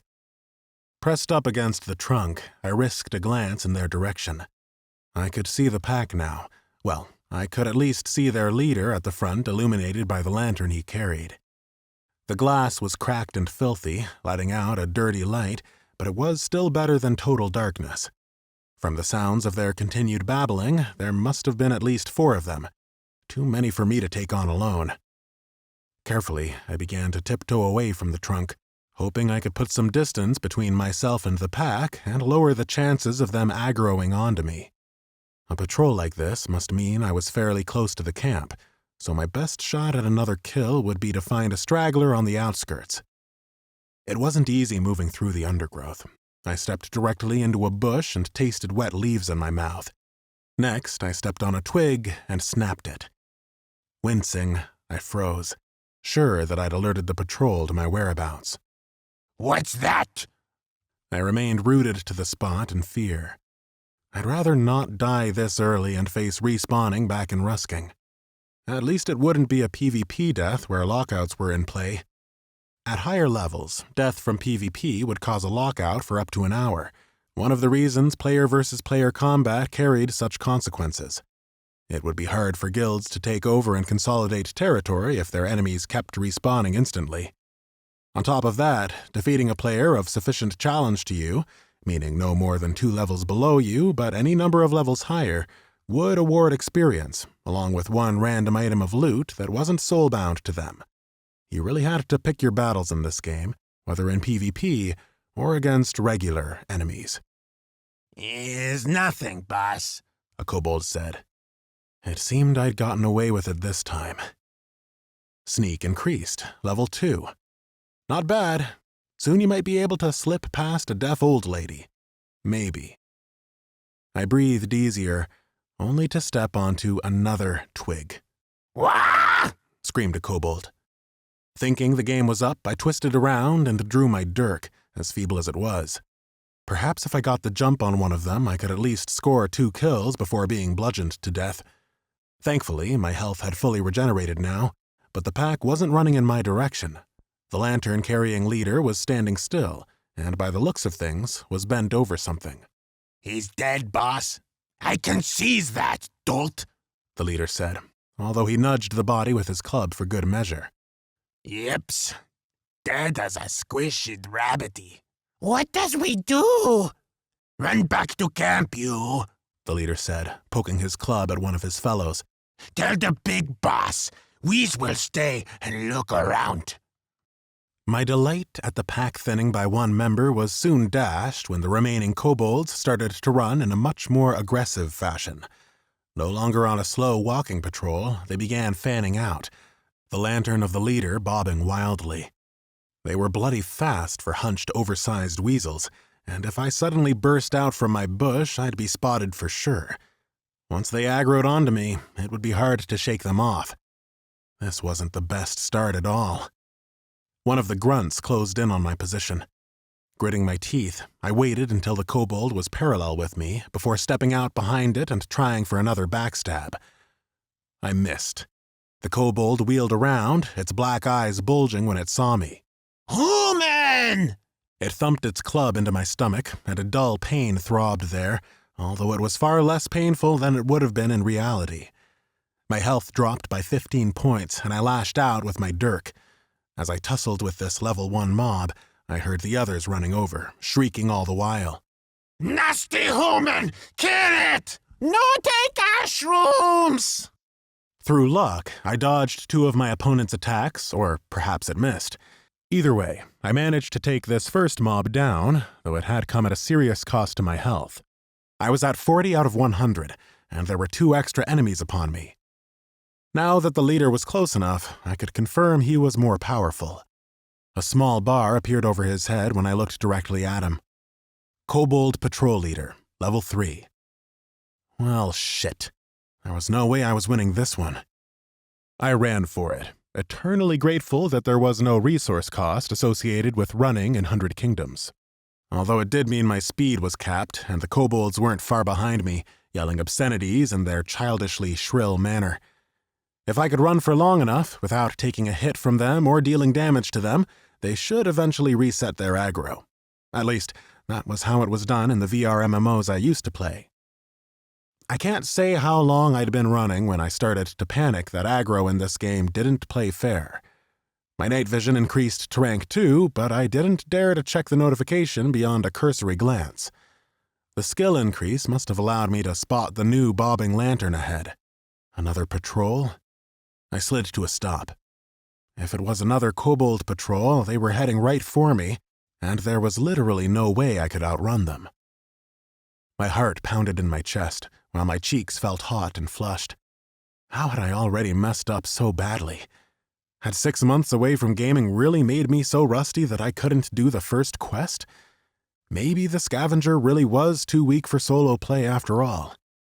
The true embarrassment would shortly come when I died, but in the heat of the moment, I acted on basic fight or flight instinct, only now it was fight. I spun to face the first group. Their leader was closest, a good deal ahead of the lowly grunt behind him. Patchy light from the lantern lit his face in a gruesome grin of chipped grayish teeth. It lunged at me. Die, human! I cried out as I lunged forward myself, prepared to meet the leader blow for blow. At the same moment, something twanged loudly behind me, and just as my dirk cut across the leader's arm, a crossbow bolt thunked wetly into its chest. The impact of the shot sent the leader to the ground, and I descended upon the creature, stabbing down. Kobold Patrol Leader Level 3 dies, 30 assisted experience. An assisted kill could only mean one thing. another player had shown up to save my ass. Right on time, too. Even as I got to my feet, I heard another twang and a bolt took the remaining grunt kobold in the face. It dropped dead instantly, probably from a huge critical hit. I didn't get any experience from that kill, as I hadn't engaged the mob directly in combat. But no matter, I was alive. I also had a savior to thank, and turned to meet them. Wilder, Ranger, level 1. It seemed that whoever they were, they had opted for a more customized avatar than I had. Wilder was a male human character, about 6'3" in height, with a dull purple scar stretching diagonally across his face, from forehead to jaw. Chest hair akin to the fur of a black bear burst out from his commoner's green tunic that stretched tightly across his chest. Held steady in his hands was a simple-looking crossbow, and a quiver of bolts hung at his hip. The lantern he'd been carrying rested at his feet, put down, I assumed, to enable him to operate the crossbow. "You okay there, Zoran?" Wilder asked. He might have been in his early 30s, but who can really tell from a voice alone? For all I knew, he'd modded his rig to distort his voice. Maybe he was compensating for something. Maybe he was really a 12-year-old girl from Brooklyn. How was I to know? I patted myself down as if to check for wounds, which felt rather dumb. "Yeah, I'm all right. Thanks. No debuffs or bleeding effects or anything. I've got some potions if you need them." "Nah, I'm all good. Thanks again. You saved me there." "I figured I did," Wilder added, smoothly placing the crossbow into a holster upon his back with a slickness only achievable inside a game. "You really ought to be in a party as a scavenger, dude." I shrugged. "Wasn't much of an option for me, but while you're here—" Wilder waved his hand. "Say no more. I'll give you a hand. You'll be a good distraction for the kobolds while I fill them with bolts." A rather large notification then filled my screen. "Wilder invites you to a party. Accept?" I accepted, and Wilder's own health bar, mana bar, and a small headshot of his avatar appeared on the left side of my UI. The better to keep track of your teammates during combat. "You doing the Into the Woods quest too?" I asked. "Yep, and the camp is just a little northwest of here. I've done this quest before on my main character." "Oh," I said, genuinely surprised. "You're leveling an alt already? Have you hit cap on your main?" "No way, man," Wilder said with a laughing sigh. "I've been leveling a warrior to be a tank for my guild, but goddamn are they slow going at times. Felt like I needed a face roll tune to blow off some steam between those grind sessions." By face roll, he meant a class that was supposedly so easy to play you could roll your face across a keyboard and still win. It was a saying from an era where keyboards and mice were still used, but much like the insult of noob, it was a term that had stuck throughout the decades. Wilder looked me up and down. "Seems you wanted something more hardcore if you picked Scavenger." "It seemed unique. Never played anything like it." "Well, unique is one way of putting it," Wilder said. "Heard of some guys making a nice bit of coin out of it, but not much more." He grabbed the lantern and came over to me. I was still standing by the body of the dead kobold leader. "Let's loot these guys already and get moving. You might even get an upgrade." "Fingers crossed," I said, though I wasn't sure what kind of an upgrade such a low-level mob would drop. As we'd both assisted in the kill, we could both loot the leader. Any coins dropped would be split evenly between us, but other loot would have to be distributed by the players. I still got 3 copper coins from the kobold leader for my share, and there was a weapon available as well. Kobold Basher, one-handed mace, item level 3, damage 5 to 7 bludgeoning, durability 25 out of 25. "Told ya," Wilder said. "I remember finding tons of the damned things. You take it, man." I looted the mace, and it appeared in my inventory. I replaced the brittle dirk in my right-hand slot with the kobold basher. The dirk's durability had been falling alarmingly fast anyway, and this club looked to be far sturdier, as well as capable of inflicting more pain. "You should just keep using whatever's the best drop, to be honest," Wilder went on. "Scavengers can use any weapon type. Yeah, I know. I said. Except for any stat or specific class restrictions on the weapon, of course. Lore-wise, we aren't fussy with what we wield. Ah, so you've done a bit of research then, Wilder said. Some scavs have become known as ninja looters in dungeons already, so don't be that guy. By ninja looters, he meant someone who took loot they didn't really need and often went on to sell it. I admit the thought had crossed my mind, especially with weapons. I opted to evade his comment. How have you found the weapon skill leveling on your warrior? It's decent, Wilder said. I'd say you should just use the best weapon available to you while leveling, especially at low levels. Until you get a high weapon skill in something, the benefits won't be crazy. Better to switch it up than use an underpowered weapon just because your chance of hitting or blocking is a bit higher with it. Out of interest, I went to check on my weapon skills from my character's profile. So far, everything was at rank 1, except for my dagger skill, which was at 70% of the way to rank 2. But as Wilder said, there was no point in me clinging on to that crappy dagger just because I was close to a rank up. A few good kobold bashings with this club, and my one-handed mace skill would shoot up in no time. Give me a second, I said, bending down to scavenge the body. Wilder got what I was doing, so he moved off to loot the other dead kobold, which was entirely his kill. Scavenging the leader, I received 3 experience points, another copper coin, but only 3 cloth scraps this time. I knew that 5 had been too good to be the regular scavenge from a level 1 mob. Wilder signaled he was done, and I moved over to scavenge the remaining level 1 kobold corpse. Here was the true taste of the class, grabbing extra bits and pieces from another person's kill. Sadly, I looted no coins, but did gain 3 cloth scraps, bringing my total to 11. I had enough scraps now to combine into a single linen piece, but I had no way of doing this yet. I'd need to unlock the crafting components of the class by leveling, and hanging around here wasn't going to get that done. But with a ranger by my side, the future looked a lot easier. Ready to rock? I asked. You betcha, said Wilder, passing the lantern to me. You take this. That way I can keep my crossbow out at all times. For trades between players of more substantial quantities of materials or cumbersome items, a full-blown trade window must be open.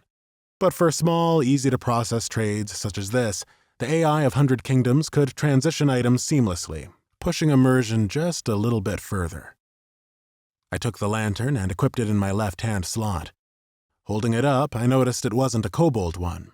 It was far too clean and the glass looked new. Where did you get this? I asked. Bought it in town before heading off. I sent some gold over from my main to give this character a boost. It's how I dumped that starting bow for this crossbow. Vendor items are generally crap, but the knockback effect on crossbows can make them pretty handy, and it wasn't exactly expensive for me. Wilder drew a bolt from his quiver and primed his weapon. Ready? He said. Ready, I said, swishing my club through the air. Let's kill some kobolds. Chapter 6. Hunting down the remaining kobolds through the rusking woods was a lot more fun with Wilder. Other than the larger patrols, we took everything on, smashing through the kill requirements for the quest and then some. By the time we had reached the campsite, we'd killed around 20 mobs in total. I'd managed to reach level 2 overall, gaining some stat points to distribute, but I'd decided to hold off on that until I had a chance to stop and do it properly. I'd looted just over 1 silver in total now. 1 silver is made up of 100 copper, by the way, and a whole heap of cloth scraps, with even the odd piece of whole linen from the mobs. My weapon skill in one-handed maces had even reached rank 2, and was pushing towards rank 3. More importantly, I'd unlocked an actual combat ability called Desperate Strike, although it would be called Desperate Shot if I was using a ranged weapon. Its description was as follows. Desperate Strike / Shot, rank 1. You lash out wildly to drive off an attacker. Weapon base damage is increased by 20, but accuracy is lowered by 1/3. Mana cost, 20. Cooldown, 10 seconds.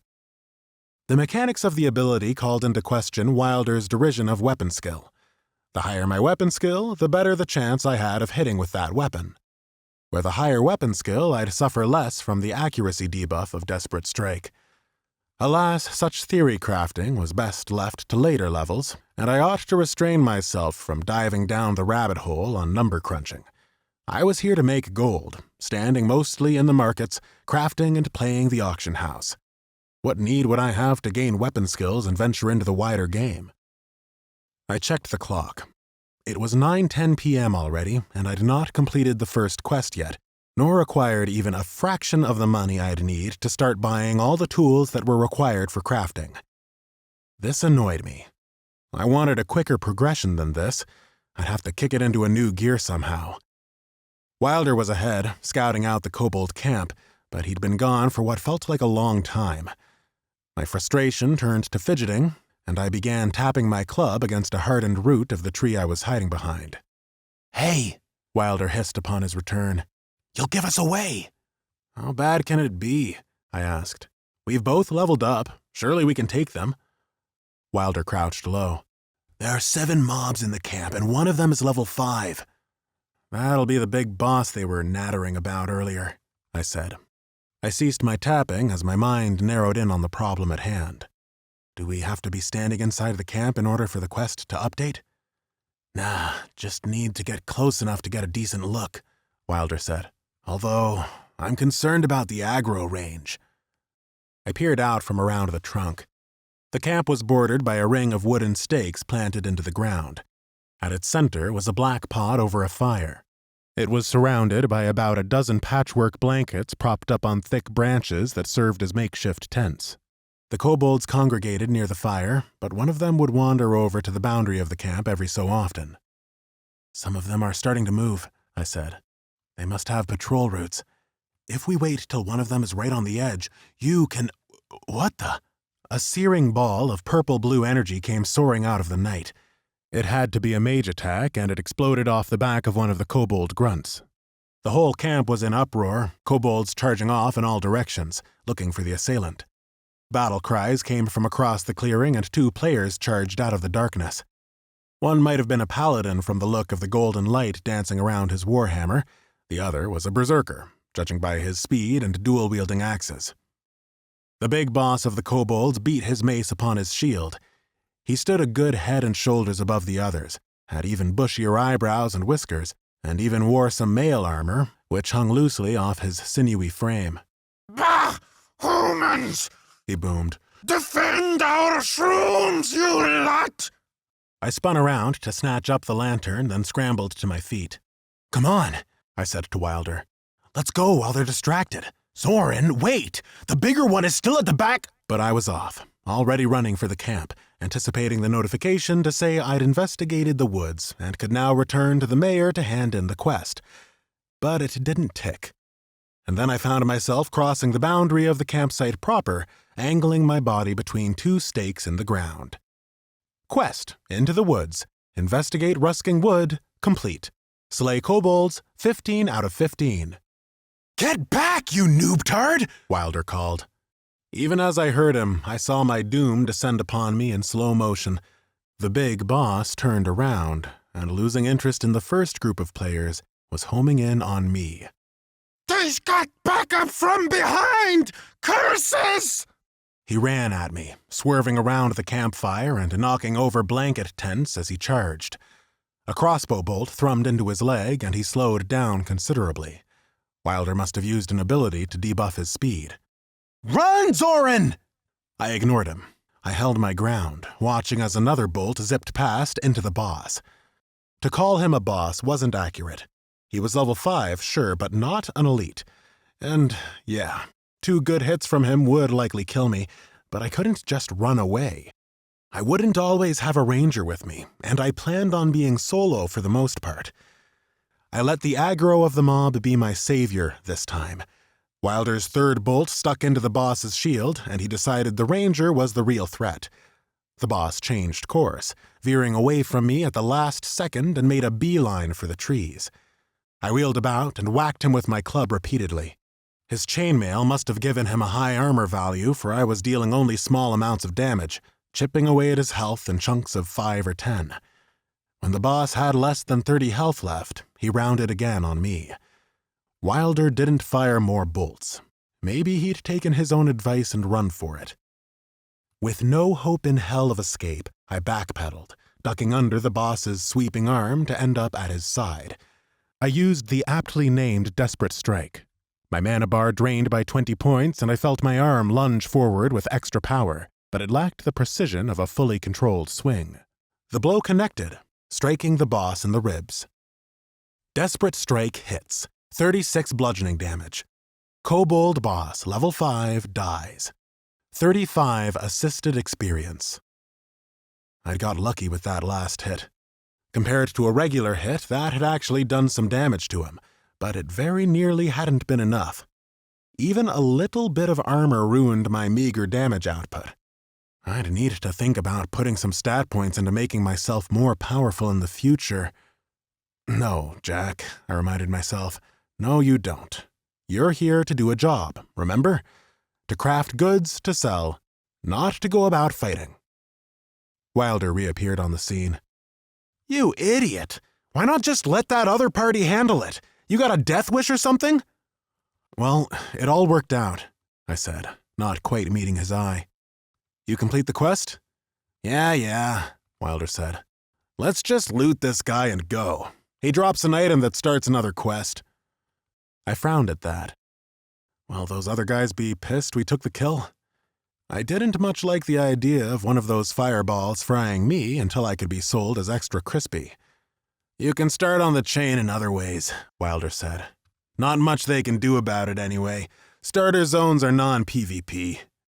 Placated, I looted the big boss for a variety of items. Linen mittens, gloves, quality, poor, item level 2, plus 3 armor. Copper coins times 15, kobold ear times 1. Mysterious note. This item begins a quest. I went on to use Scavenger and found a most intriguing item on the boss kobold. Big Boss Key. The key entered my inventory without Wilder noticing, or at least he made no remark about it. Perhaps using Scavenger operated much like a rogue's pickpocket ability, and so other players, even allies, weren't privy to the items that I scavenged from mobs. I equipped the linen mittens. Wilder wore better gloves anyway, and enjoyed the kick of excitement even from this minor improvement. As I was admiring them, the other party of players arrived in the camp to achieve that portion of their own quest. Now in closer proximity, I can confirm they did consist of 1 paladin, 1 berserker, and 1 mage, all level 2 like us. Kill-stealing jerk-offs, the mage, Z-matron, said. The paladin scoffed. Huh, a scavvy and a ranger. Figures. Hey, I didn't mean it, I said. He really didn't, Wilder said. It'll respawn soon enough, fellas. The berserker player by the name of Bone Splitter kicked at a nearby chest. What's in this, then? Anything good? No idea, Z-matron said. You'd need a rogue to lockpick it, I reckon. Bone Splitter harumphed and slammed one of his axes against the padlock. Nothing happened. Worth a shot, Bone Splitter said. Well, we'll be on our way, Z-matron said, giving us a mock bow. I'm sure these two have other mobs to ninja pull. Their paladin friend raised a crude finger by way of a parting gesture. Seems a bit of an exaggeration, I muttered. Wilder blew out his cheeks in an exhausted sort of manner. Shall we go, then? Not yet, I said. I shushed Wilder with a wave of my hand and waited until the other players were well out of sight. Then I moved to the lockbox and pulled out the key. Where'd you get that? Scavenged it. The lockbox was a simple wooden chest with a black iron lock. The words, "Treasures safe here," was written out in childish letters in what I sincerely hoped was raspberry juice. Turning the key in the lock, I was greeted with a loot window. Silver coins times 2, madcapper mushroom times 26, spotted toadstool times 16, bruised bloomer shroom times 13. The gut punch. Crossbow. Quality uncommon. Item level 8. Requires level 3 to equip. Damage 25 to 27 piercing. Durability 40 out of 40. Knockback chance 5% on hit. Wow. I said, my jaw dropping as I saw the crossbow enter my inventory. Being able to loot keys could become a valuable perk of the class, a pretty cool feature now that I thought about it. "Ooh," Wilder exclaimed. I heard him running over. "Nice one, pal." He slapped me on the back. Oh, I thought, it's pal now, is it? Bet I'm not such a noob-tard anymore, am I? I knew fine well he'd be angling to get a hold of the weapon. It would be a fantastic upgrade for him once he reached level 3, but as a scavenger, I could also use it. Wilder was looking at me expectantly. I almost traded the weapon there and then.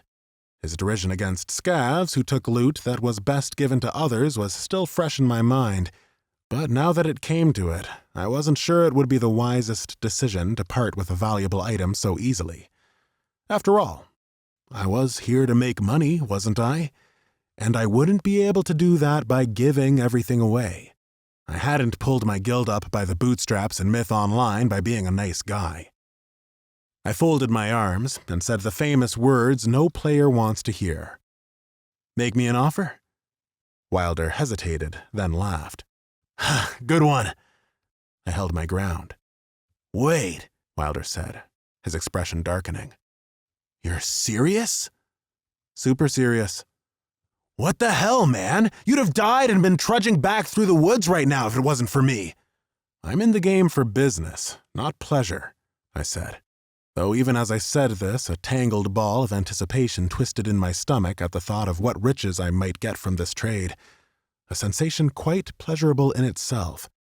I knew he wanted this item. He wanted it badly. There was a hunger in his eyes that I recognized all too well. Out in the real world, in the grimy Paradise Hotel, I didn't have the balls for this. But in here, inside a game behind my avatar, I'd always felt more confident, more in control. "Look," I added more congenially, "I'm gonna need money for tools and whatnot. Lots of setup with this class. This is your alt, and you've got coin from your main on it. You're probably a millionaire compared to an average level 2 player, and I bet this crossbow will last you plenty of levels, really boost you through the early content." Wilder was shaking his head slowly. "Never trust a scav," he said, defeated. "Fine then. I'll give you 40 silver. 50. Jesus, dude." Wilder balled his hands into fists. 45. "Done," I said, presenting a hand for the ranger to shake. He didn't take it. A trade window popped open a second later.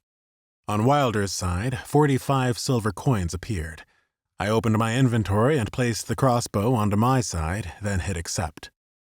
The gut punch left my bags, and 45 silver entered with a satisfying sound of chinking change. A moment later, Wilder disbanded the party. His portrait, health, and mana bars vanished from the left side of my UI. "Hope your business goes well," Wilder said, "because it sure ain't a lot of pleasure playing with you." And with that, he left. All I felt at that moment was burning pride at having gained a huge leg up to my character's start. With an influx of silver, I'd be able to gather all the tools I'd need, and maybe even some extra inventory space too. I spent some more time picking my way through the campsite and scavenging the 6 dead kobolds that had been left by the party. My experience bar was now over a third of the way to level 3, and I assumed the quest hand-ins would easily take me over that line. Speaking of which, I opened my inventory again and selected the mysterious note. It appeared in my hand as a dirty square of parchment, although the writing on it was far too neat to be from a kobold. "For every human caravan you disrupt, you shall receive a bag of mushrooms as agreed. Remember, the Red Eye watches and sees all." Quest: The Red Eye watches. While investigating the kobold encampment, you discovered a note of suspicious origins.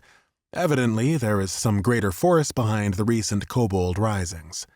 Objective: deliver the mysterious note to the mayor of Rusking. 2 quests to hand in to the same NPC. God, I love starting zones. I made my way back through the woods towards Rusking. During my run back, I managed to get the jump on 2 individual level 1 kobolds and used Desperate Strike as often as I could in order to judge how accurate the move really was. It missed about half the time, but then I was at a very low level with a low weapon skill, although it had increased during the last battle. One-handed maces increased, rank 3. How are those shoulders feeling? You may make it as a smith's apprentice yet, plus 1% chance to hit. I scavenged the kobold corpse and was on my way again. As I ran through the outer portion of the forest, I felt a sense of unease creep over me, like an invisible spider with icy legs crawling slowly up my spine. Had that really been me a few minutes ago? Had I really just been such an asshole towards Wilder?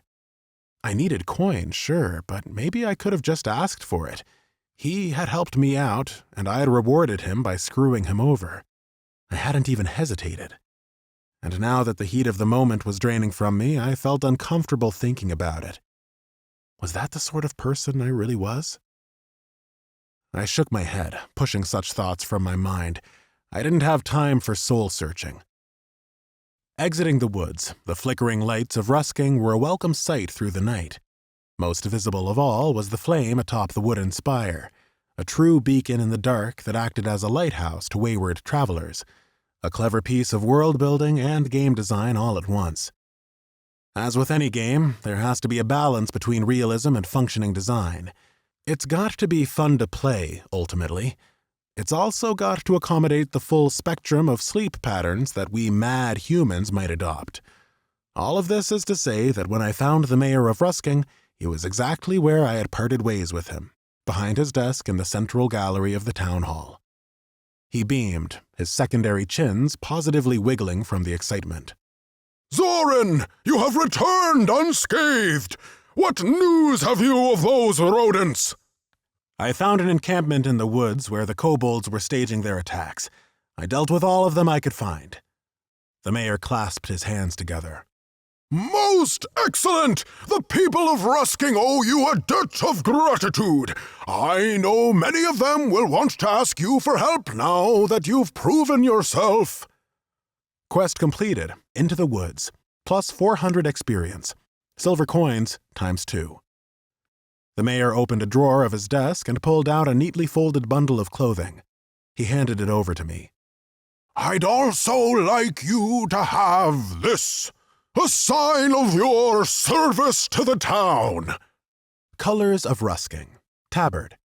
No protection is added from wearing this piece, but the feeling of knowing one has proudly served the Empire is surely a shield against the world in itself.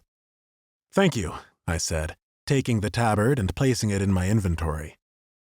I wondered whether the item was purely one of aesthetics, and would have asked, but seeing the mysterious note in my bags spurred me to press forward. I also found this, I said, handing over the note.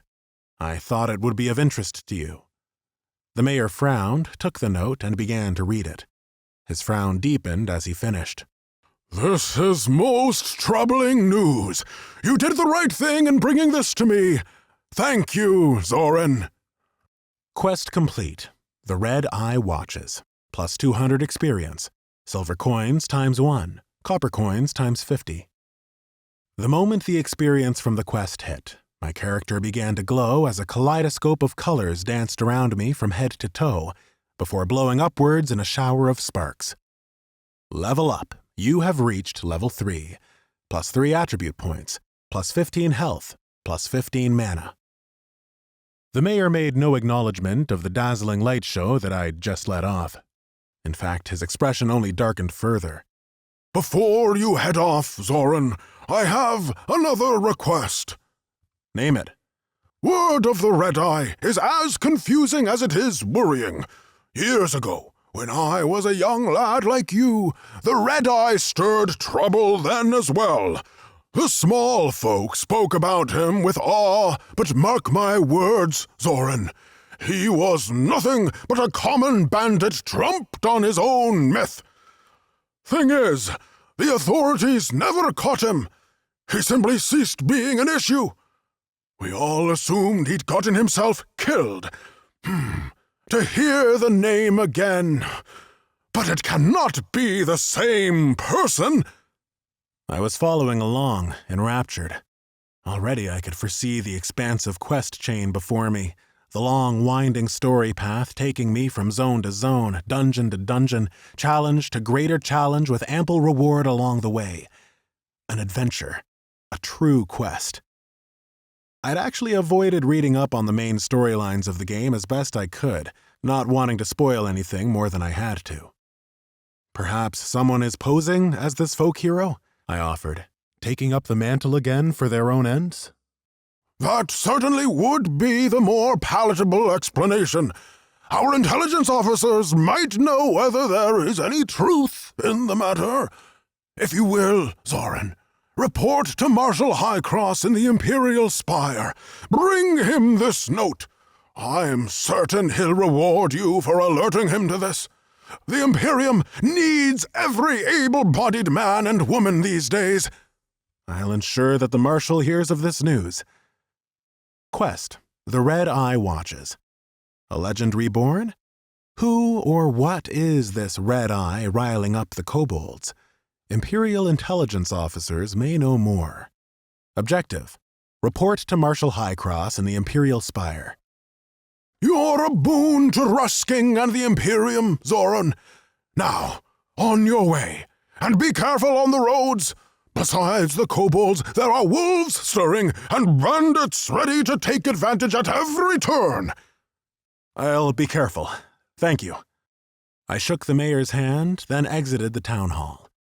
Now level 3, I was eager to find my class trainer in Rusking and delve properly into crafting. Chapter 7. Standing in the streets of Rusking, I considered my next move. I had leveled up twice now, so I should really begin sorting out my attribute points. Perhaps the class trainer would be able to guide me towards which attribute points would be best for my character, as well as teach me the new spells. I was pretty sure the intelligence stat was the most important if I was planning on heavy crafting, but there was no harm in double-checking. I approached the nearest NPC guard I could find and asked him where I might find a scavenger who could teach me. A scav, is it? He grumbled, looking me up and down. He spat. Not sure we need more of your kind here. Clear off. I stood dumbfounded as he walked away. How was I supposed to find my way inside the city of Argatha later if the guards looked down on scavengers as much as the player base was beginning to? The class wasn't exactly that reputable in lore, I supposed, hardly on the level of the noble paladins or wise mages. Then it hit me. I opened my inventory and equipped the Tabard of Rusking in the relevant gear slot. Immediately, the tabard appeared on my character's body, its fine cloth a sky blue in color, trimmed in yellow thread. The imperial crest dominated the front, a grand twisting spire rising to the stars. I trotted after the same guard to make it a fair test and asked him the exact same question again. A scav, is it? He grumbled. He looked me up and down again, only this time he didn't spit at the ground. He smirked and let out a surprised chuckle. Heavens, but we must be in dire straits for the mayor to be hiring your kind. Still, you must have aided our town well, and I won't deny that. His whole stance relaxed, and he drew closer to me. There's usually a scavenger type at the junkyard where waste from the tavern, smithy, and tanner gets thrown away. One woman haunts the place like a ghost, name of Tabitha. Thanks for the help, I said. That's all I need. The guard smiled and then returned to his patrol route, whistling pleasantly to himself. I consulted my map, got my bearings, and then made my way towards the junkyard, grateful that I still had the lantern from Wilder when I reached my destination, as the yard wasn't exactly well lit. From what I could make out, there was a heap of material seemingly thrown away. Hunks of metal, swords hammered incorrectly, and misshapen cuts of leather. I wondered if any of it was lootable or just here for flavor. Gingerly, I walked the precarious path and cut through the piles of junk, feeling they would topple onto me at any moment. I heard a rustling, then a loud clank up ahead on the other side of a pile of metal. "Hello?" I called out. "Is that Tabitha?" I wasn't afraid I'd be attacked, for I was still within the boundaries of a starter zone town where the game still held your hand. Ooh, a visitor? A voice answered my summons. brimming at the sort of high pitch that brings the sanity of the owner into question. More clanks and bangs followed, and then hurried footsteps. A thin-framed woman skidded into view, holding a lantern of her own. I saw the information bar appear above her head a moment later. Tabitha, Scavenger, level 20. She wore a pair of goggles that magnified her eyes to the size of great orbs in the night, and her hair was dense and bushy, as though she'd suffered an electric shock. Hi, She said. I'm Zoran. Pleased to meet you. I extended my hand for her to shake. Tabitha merely looked at my hand curiously, blinked, then returned to look at me, her head bobbing happily. That's great that you're pleased to meet me. So few people are. Tell me to shoo they do and chase me with brooms. I said involuntarily. I wasn't sure how to approach this. Myth Online didn't have such advanced AI as this, and NPCs in that game tended to have predetermined conversation routes. Ah, She said, her eyes popping all the wider. you're a scavenger too. You're just like me. I guess I am. I was wondering if you could teach me a thing or two about the trade? Tabitha clapped her hands together. Yes, wonderful. No one's asked me to teach them anything since, well, the last person. Though that was quite some time ago. Not many of us, you know. We have to look out for each other. She took me by the hand and frog-marched me around the metal scrap heap. Here, amidst the sundry of the junkyard, was an unmistakable shelter built out of odds and ends.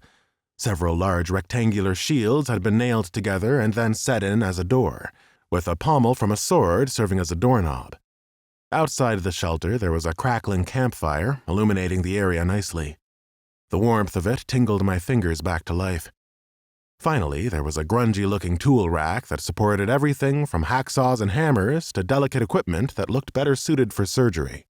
Home sweet home. Tabitha said. Can I get you a drink? Sure. Be right back. She was off into her shelter, the door of shields swinging firmly shut behind her. I took another look around. This class truly was unlike any other I'd come across before.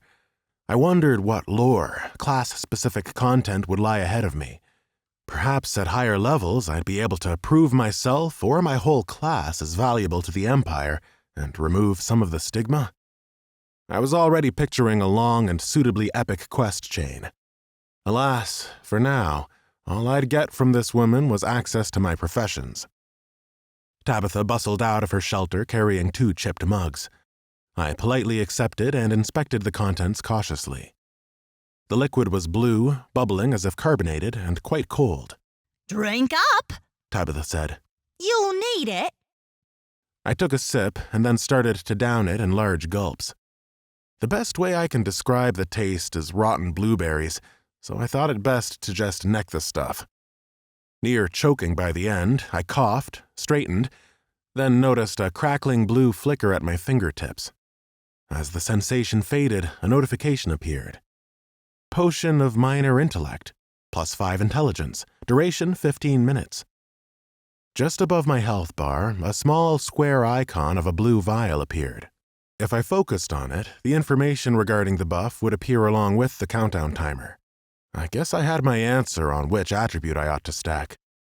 Tabitha was sipping at her own potion, smacking her lips loudly. Do you need a buff as well? I asked. A what? She said, bewildered.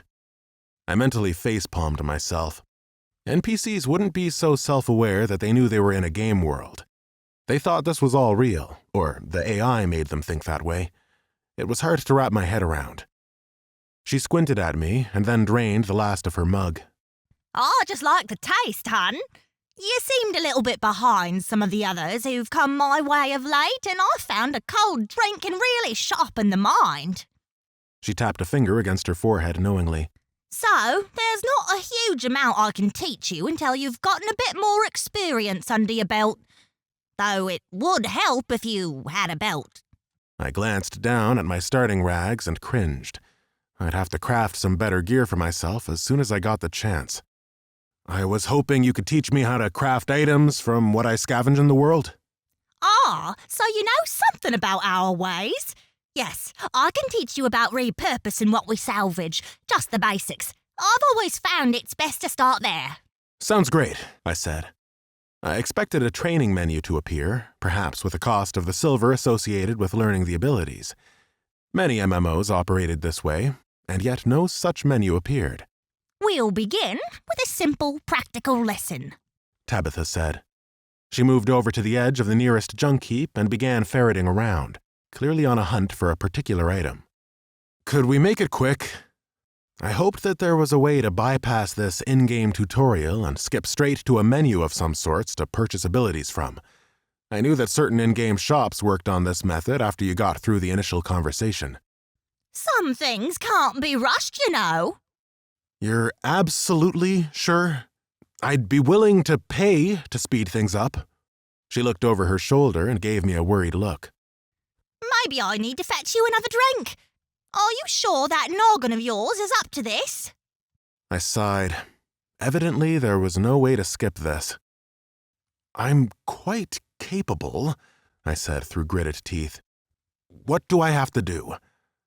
Tabitha smiled, then pulled an item out of the rubbish with a flourish. It turned out to be a round shield with such a big chunk gouged out from the wood that it was rendered useless in guarding a torso. She trotted back over and handed me the shield. It was an actual item, so I checked it out. Rusking Squire Shield. Shield. Quality, uncommon. Item, level 7. Requires level 4 to equip. Block, 12 to 15. Durability, 0 out of 30. The shield's lack of durability explained why it was in such bad shape. It was a pretty cool addition to see visible damage on items that suffered from low durability. So what do you want me to do? I asked. We're going to break the shield down into parts and make something new from it. I looked the shield over again. The item level of the shield was much higher than myself, almost as good as that crossbow I found in the kobold camp. Wouldn't it be of greater value to repair the item and sell it? Depends, hun. Tabitha said. That'll be for you to decide. Our kind can get real good at making repairs, given how much we're always tinkering away. But sometimes it's not worth the time of gold. If it's broken and useless, don't fix it, I always say.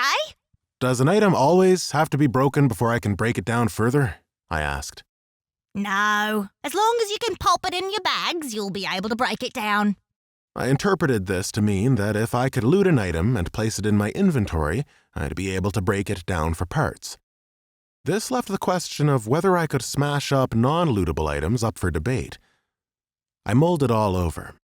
I'd need to delve into these systems before I fully understood the pros and cons, but it seemed to be flexible, and that would be a major benefit.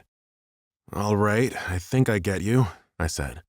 So what do you want me to make from this shield? You're going to make a simple iron dagger for me. Don't worry, I'll walk you through it. Notifications flashed before me. Quest, Baby's First Dagger. Follow Tabitha's instructions carefully and learn what it is to be a scavenger. Not even you could muck this one up. Objective, craft iron dagger, 0 out of 1. First, you'll need the right tools for the job.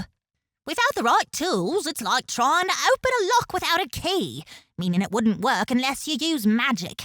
But that might melt the lock, so... I cleared my throat, hoping to stymie her rambling flow.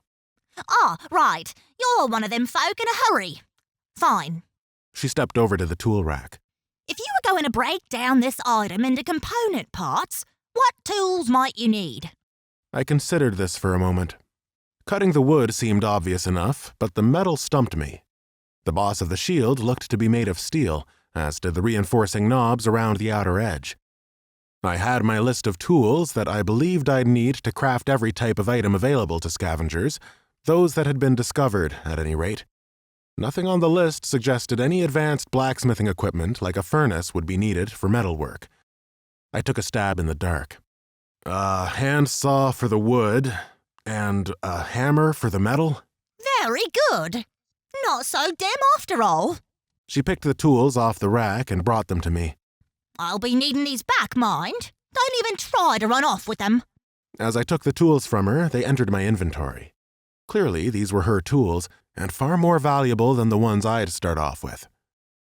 The Clanker, tool, smithing hammer, item level 15, increases chance for extra salvage by 5%. Biter, Tool, handsaw. Item level 15. Increases chance for extra salvage by 5%. I drank in the information. It would seem that at higher levels I would be able to acquire better tools. More interesting still was the lack of a level requirement to use the tools, meaning that if I somehow got hold of a high-end tool, I could use it even at low levels. And now, Tabitha said with a wry smile. we come to the niggly part. The skill needed to break down an item isn't easy, else everyone and their creepy uncle would be up to it. Nope, sir. This is something inherent in us. In you. Her eyes popped again, and she stared distantly off beyond my shoulder as though speaking to the stars. It's in your very blood, Zoran. Can you feel it? I did feel a tingling sensation rising from my chest, but whether that was induced by the game or my growing annoyance with this performance was not entirely clear. I feel it, I said, playing along. What is this power, Tabitha? A spark of the arcane, hun. We are no mage nor paladin in touch with the divine, but we scavengers have our own sort of magic. Some call it luck, but it's magic for sure. Just enough to allow us to forge our way where others can't, to bend materials to our will where even master craftsmen cannot. That magic within you allows you to work metal without a forge, cut wood without a bench, mould clay without a turntable. Can you feel it? The tingling built to a crescendo within me, bursting forth from my body in a small shower of sparks, much like a level up. You have unlocked the core skills of your class. Breakdown, rank 1. So long as you have the right tools, your scavenger instincts will take you further. Breaking down an item will award component parts from the tier of materials that are below the level of the item being broken down. Cost, 5% of mana. You have unlocked crafting. Note, with so many professions to hand, scavenger players have their professions all consolidated into one single crafting panel. This replaces the regular professions tab in your character information. All items from all professions can be viewed there and filtered by attributes, such as the gear slot, stat priority, purpose of item, etc. Crafting, rank 1. With the right materials and tools to hand, you can produce almost any item, and scavengers can't be choosy. Crafting an item will award experience equal to 5% of the experience that would be gained from killing a mob of the same level and power. Experience linked to the item's profession tree remains the same. Cost, 10% of mana. I couldn't help but beam. With these two skills, my racial traits and the experience I'd gain from crafting over and over, I'd conquer this economy. Maybe I'd make a dent in my college debts after all. But I shouldn't get ahead of myself. I was but level 3. First things first, I needed to make this iron dagger. Both breakdown and crafting were abilities, so they should work like any other. I focused on the shield, thought breakdown, and the ability took effect. Somehow, the steps I needed to take became clear in my mind without fully understanding them. I took out the hammer and began bashing at the steel holding the shield together. My mana bar drained by 5%, and arcane sparks flew as I worked, faster than a regular human ever could. With an almighty bash, I removed the boss, leaving only the rounded wood. I placed the hammer back into my inventory and drew out the saw, carving away at the remnants of the shield floating before me. Within seconds, it was reduced to strips. A flash of blue radiated from my hands, and then the pieces of the broken shield vanished. In their stead, I found several items had entered my inventory. Iron ore times 3, wood times 1. It didn't seem like very much wood, considering how much I'd cut away just there, but this wasn't exactly reality. In gaming terms, it made perfect sense to me that destroying a more powerful item would reduce it to more basic parts, and not a lot of them. It would be all about quantity. That was fun! Tabitha said. You might even be a natural. Now, for the dagger. She handed me a strip of leather. You'll need this, too. I placed the leather in my inventory and then thought crafting. Finally, I got a menu. It was quite a long menu, with large headers for weapons, equipment, consumables, and materials. Sure enough, I could search within this enormous collection, much like browsing the web, or place a filter on so that I could only see epic items or items I had the materials for. I searched for Iron Dagger, and the myriad of items condensed into just one. Clicking on it showed me the ingredients that I'd need to make it. Unsurprisingly, these happened to be exactly what I had in my inventory. Recipe: Iron Dagger. Intelligence required, 15. Associated profession, blacksmithing. Iron ore times 3, wood times 1, leather strip times 1. Required tools, hammer. Seeing the intelligence requirement, I understood why Tabitha had given me the potion.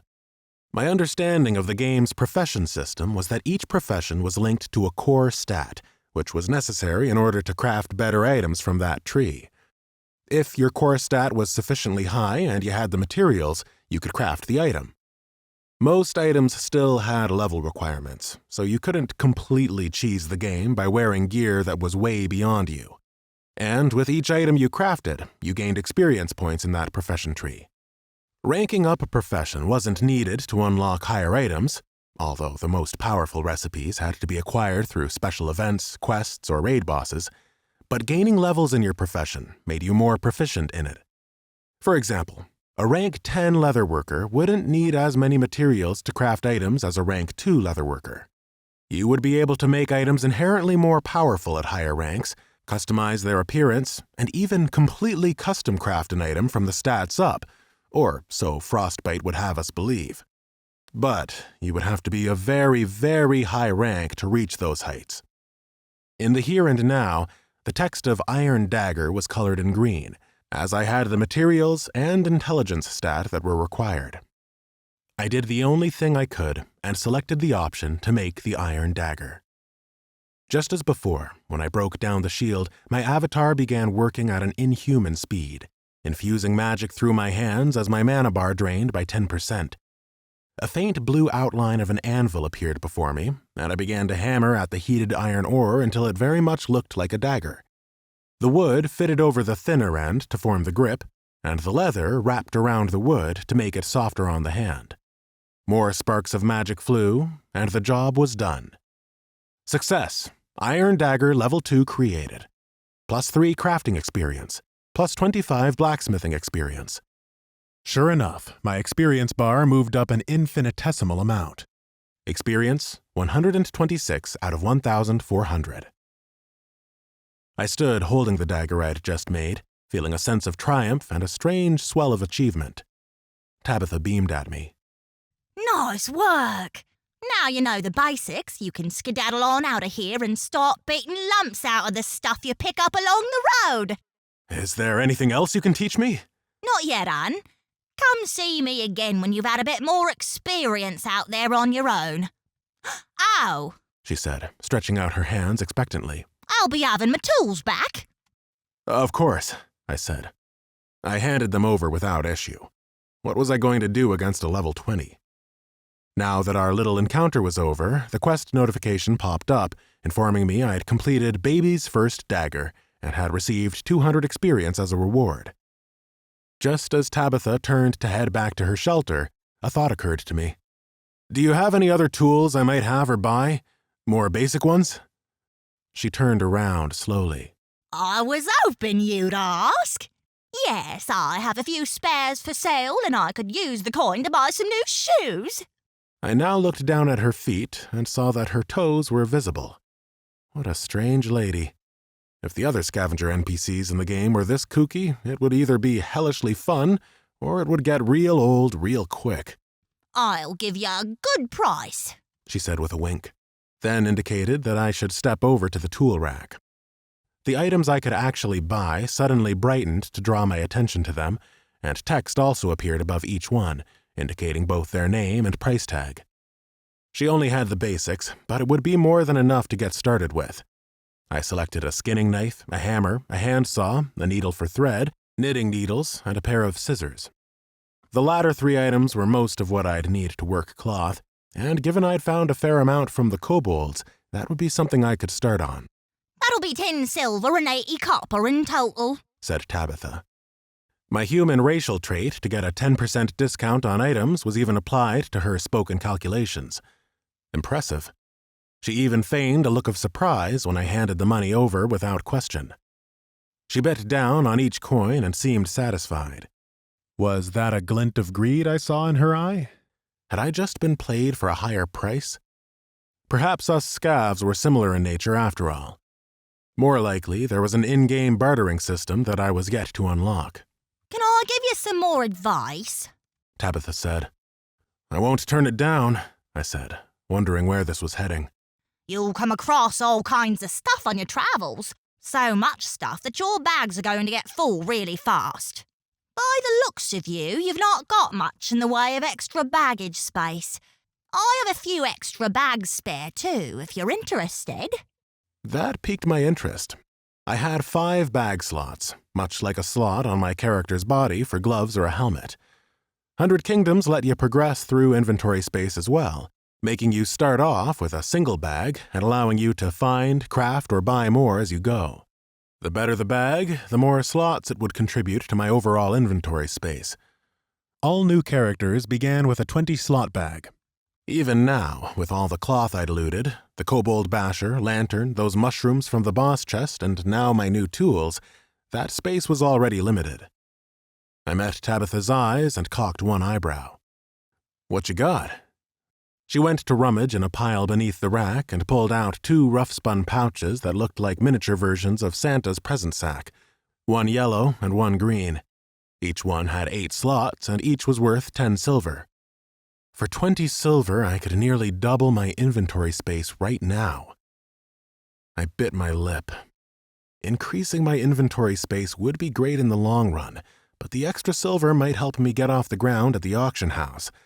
It was half my earnings from the deal I'd made with, well, forced upon Wilder, and I'd already spent money on the tools. But as I gained more tools, I would absolutely need more bag space. Plus, the allure of gain was too tempting to resist. Not every scavenger would have this advantage when they began their characters. Tabitha, you have yourself a deal. We exchanged goods, I paying 18 silver due to my discount, and I hastened to equip the bags. I opened my inventory afterwards and marveled at the sudden swell in space. All those new slots just waiting to be filled. I felt a rush, just the same as a level up. Much obliged, Tabitha said. Off you go now. There's more to see in the wide world than little old me. I didn't need telling twice. Chapter 8. Leaving the junkyard, I felt exhilarated, and, to be honest, a little overwhelmed. The multiple professions system was cool, but it was a ton to take in. I also had stat points to allocate and an inventory to sort out. Maybe I would be able to craft some more given what I'd found in the rusking woods. I decided to take time out to go sit inside the local tavern, the Pale Keg, and get to grips with it all.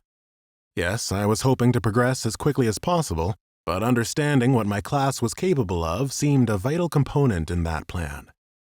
It was also rather pleasant inside the tavern, with a roaring fire, the gentle chatter of NPC patrons, and light music from the fiddlers in the corner. The bartenders would also be an easy vendor to offload items on, seeing as no other shop was open in the evening. I even ordered a mug of ale for a few coppers. You could get drunk inside 100 Kingdoms. The headset would start screwing with sensory data in-game, make you wobble as you walked, blur your vision, have you heave digital vomit on the streets and get thrown into a cell to sleep it off, that sort of thing. Of course, if you were to log out in the middle of your drunken stupor, you'd wake up sober. It was all an illusion played on you by the VR headset, but it felt real. I'd seen a couple of streamers try it out for fun. One drink wasn't going to do that to me. Well, at least not an ale from the starting area. I found a quiet table and enjoyed the atmosphere of the tavern from afar. I'd been rushing before and had nearly made a fatal mistake in the kobold camp. I'd also dicked over Wilder, which still sat uneasily with me. The look of disgust on his face seemed to be imprinted on my mind, as bitter as the low-level ale I was currently sipping. Those other players had given me similar looks too, and I'd been left alone, isolated. I'd often retreated online in the early days because I'd felt lonely in the real world, but then my behavior began to do that for me. Early on, I'd made friends, formed a guild, and loved every second of it. Then, those friends began to fade away. Some headed to college, some to work. Others just decided they'd had enough. They said they'd had enough of the game, but maybe it had been because of me. If you think what I did to Wilder was unsavory, you've lived a sheltered gaming life. I vividly remember one incident with my old guild when I screamed at some younger kid until he was trembling before me. I'd done it right in front of the whole guild, and all because he'd screwed up in a boss fight we'd been wiping on all night long. All I remember is entering this rage and abusing him until he logged off. He never logged back in. Most likely, I'd tarnished his views on MMOs for life, and all I got was angrier because I had to find another healer to replace him with. I guess I have a competitive side that rears its ugly head sometimes when I play. You've seen me in the real world. I'm hardly the toughest son of a bitch out there. A slight stutter and less than strapping stature don't equal crazy confidence. And maybe that was just it. Inside these games, I'd always been able to be so much more than that. In here, I didn't feel afraid of things because nothing could really hurt me. A group of players entered the tavern and moved neatly to the bartender. After some hurried words, each of them glowed and sparked as they gained a level up from handing in some quest. Seeing them progress snapped me out of whatever daze I'd been in since leaving Tabitha's junkyard, and I took stock of my inventory. Aside from the tools I'd just purchased and the equipped kobold basher, I had the following. Linen cloth, times 14. Cloth scraps, times 78. Iron dagger. Brittle dirk. Grimy lantern. Madcapper mushroom, times 26. Spotted toadstool, times 16. Bruised bloomer shroom, times 13. My total wealth was now at 26 silver and 87 copper, and 26 of my 36 bag slots were free. I would vendor the iron dagger and the brittle dirk. Both were worse than my mace, and I wouldn't be dual-wielding during the night time as I needed to hold the lantern to see by. My mace skill had increased already, so I might as well keep it up. As for the mushrooms, I'd have to do a quick search of the auction house later to check if they would be worth anything. Taking up the most space was the basic cloth, which was stacked in groups of 20 pieces. Full cloth, such as the linen I had, stacked in groups of 10 in the inventory. Once I converted the scraps into linen, I'd have even fewer free inventory slots. It really was a good thing I'd bought some more space, and I'd likely need to upgrade my bags as often as I could to ensure that I had enough space for materials.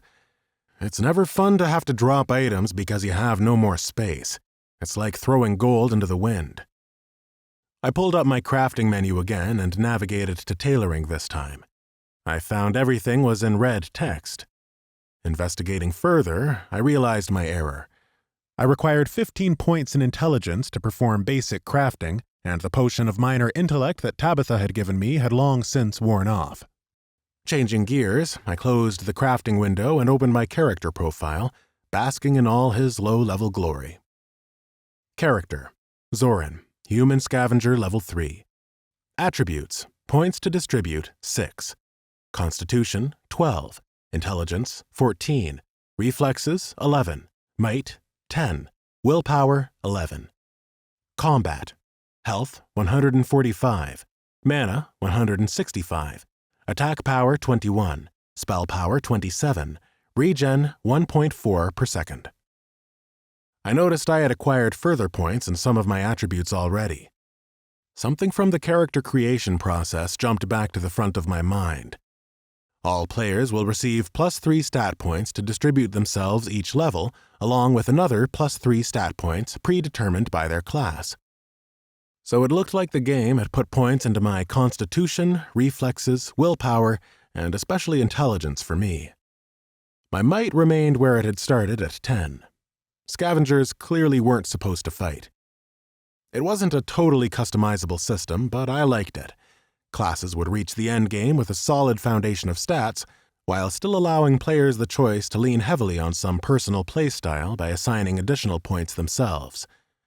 As my base intelligence had already increased by 4, it was now blindingly obvious that it was my most valued stat.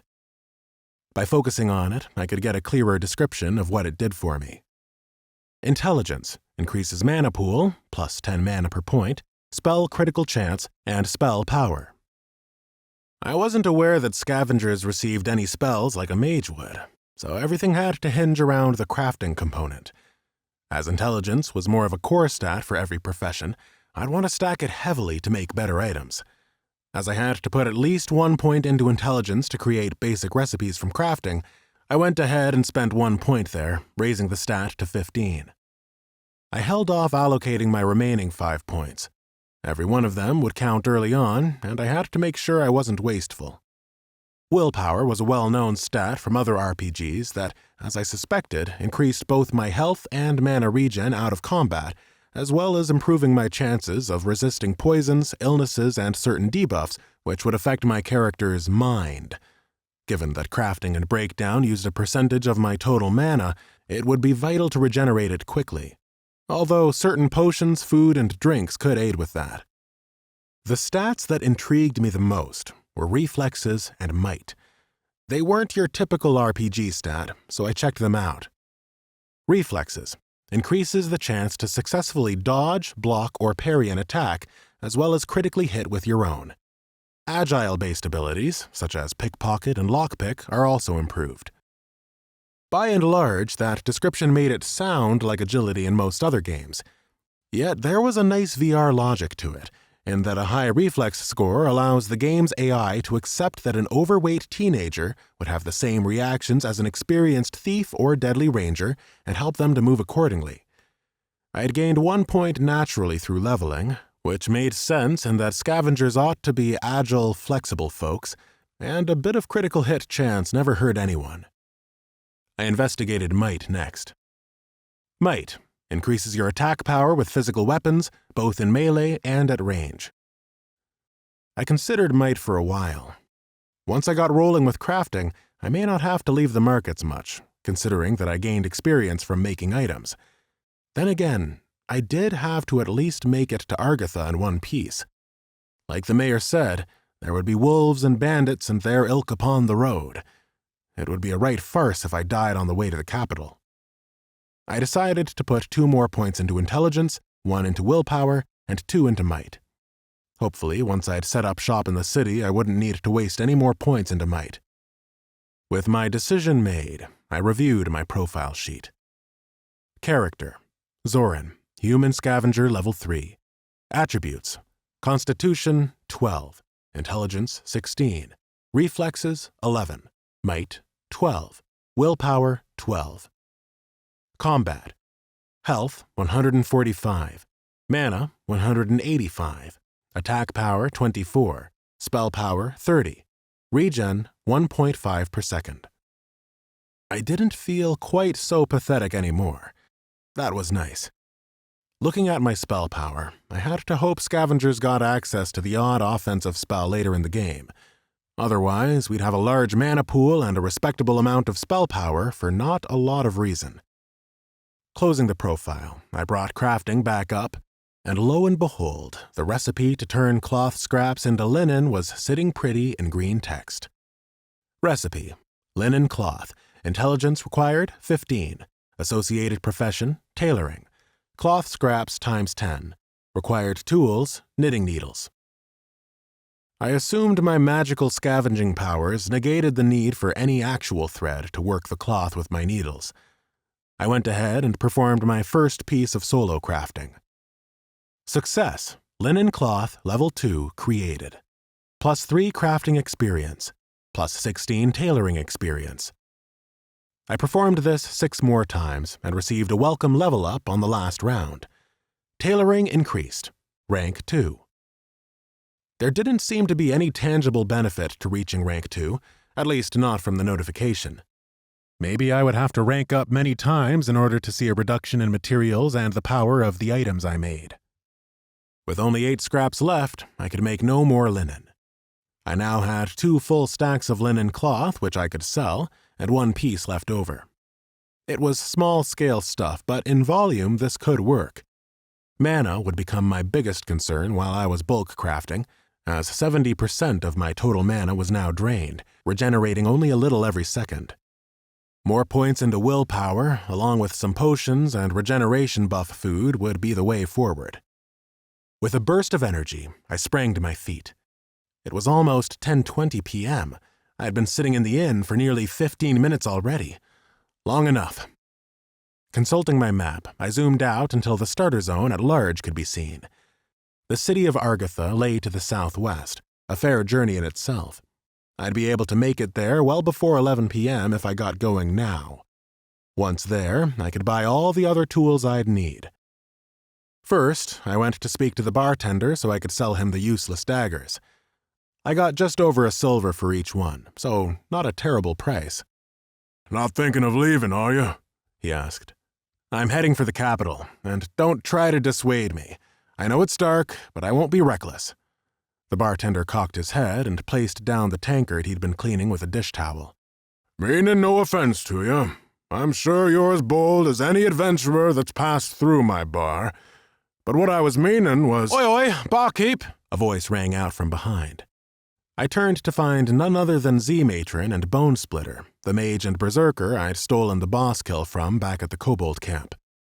A moment, if you will, the bartender said. I can only deal with one adventurer at a time. Once Z-Matron realized it was me hogging the NPC, he scowled. You again? I'm honestly just trying to leave for Argatha, I said.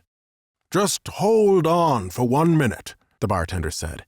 He even stepped out from behind his bar.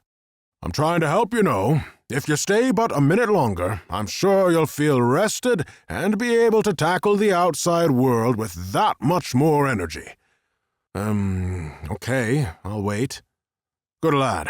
Now, he rounded on Z-Matron. Did you want my time or a beer? Speak to one of my companions first, Z-Matron said with a wave of his hand. I'll have a word with the scav. Out of instinct, I began backing away. Dude, it's not a PvP zone. What? I'm not going to kill you. Look, it seems we'll be cursed to be just one step behind you while we're in the starter zone. You said you were heading to the capital. We are too. Join us. I frowned at that. Why? Because it turns out materials are a damn sight harder to loot in this game than I thought. I hear scavs like you can drum them up out of thin air from corpses. We need some linen and some tough leather. Give us half of what you scavenge from the road to the city, and we'll part ways amicably. He extended his hand. I hesitated in taking it. An escort to the city would be welcome, given the high likelihood of death should I come upon more than one mob at a time. I supposed this was how the scavenger was supposed to be played, running behind a party or raid and hoovering up the materials. I accept, I said. An invite to join the party followed shortly after.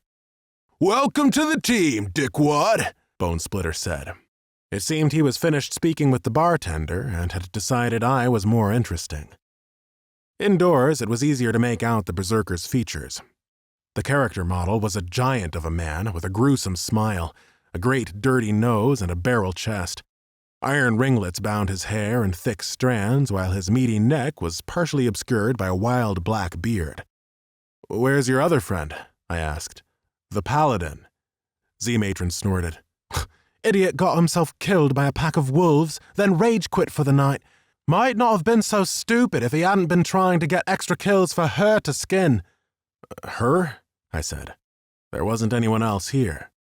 Over here, Zoran, Bone Splitter said.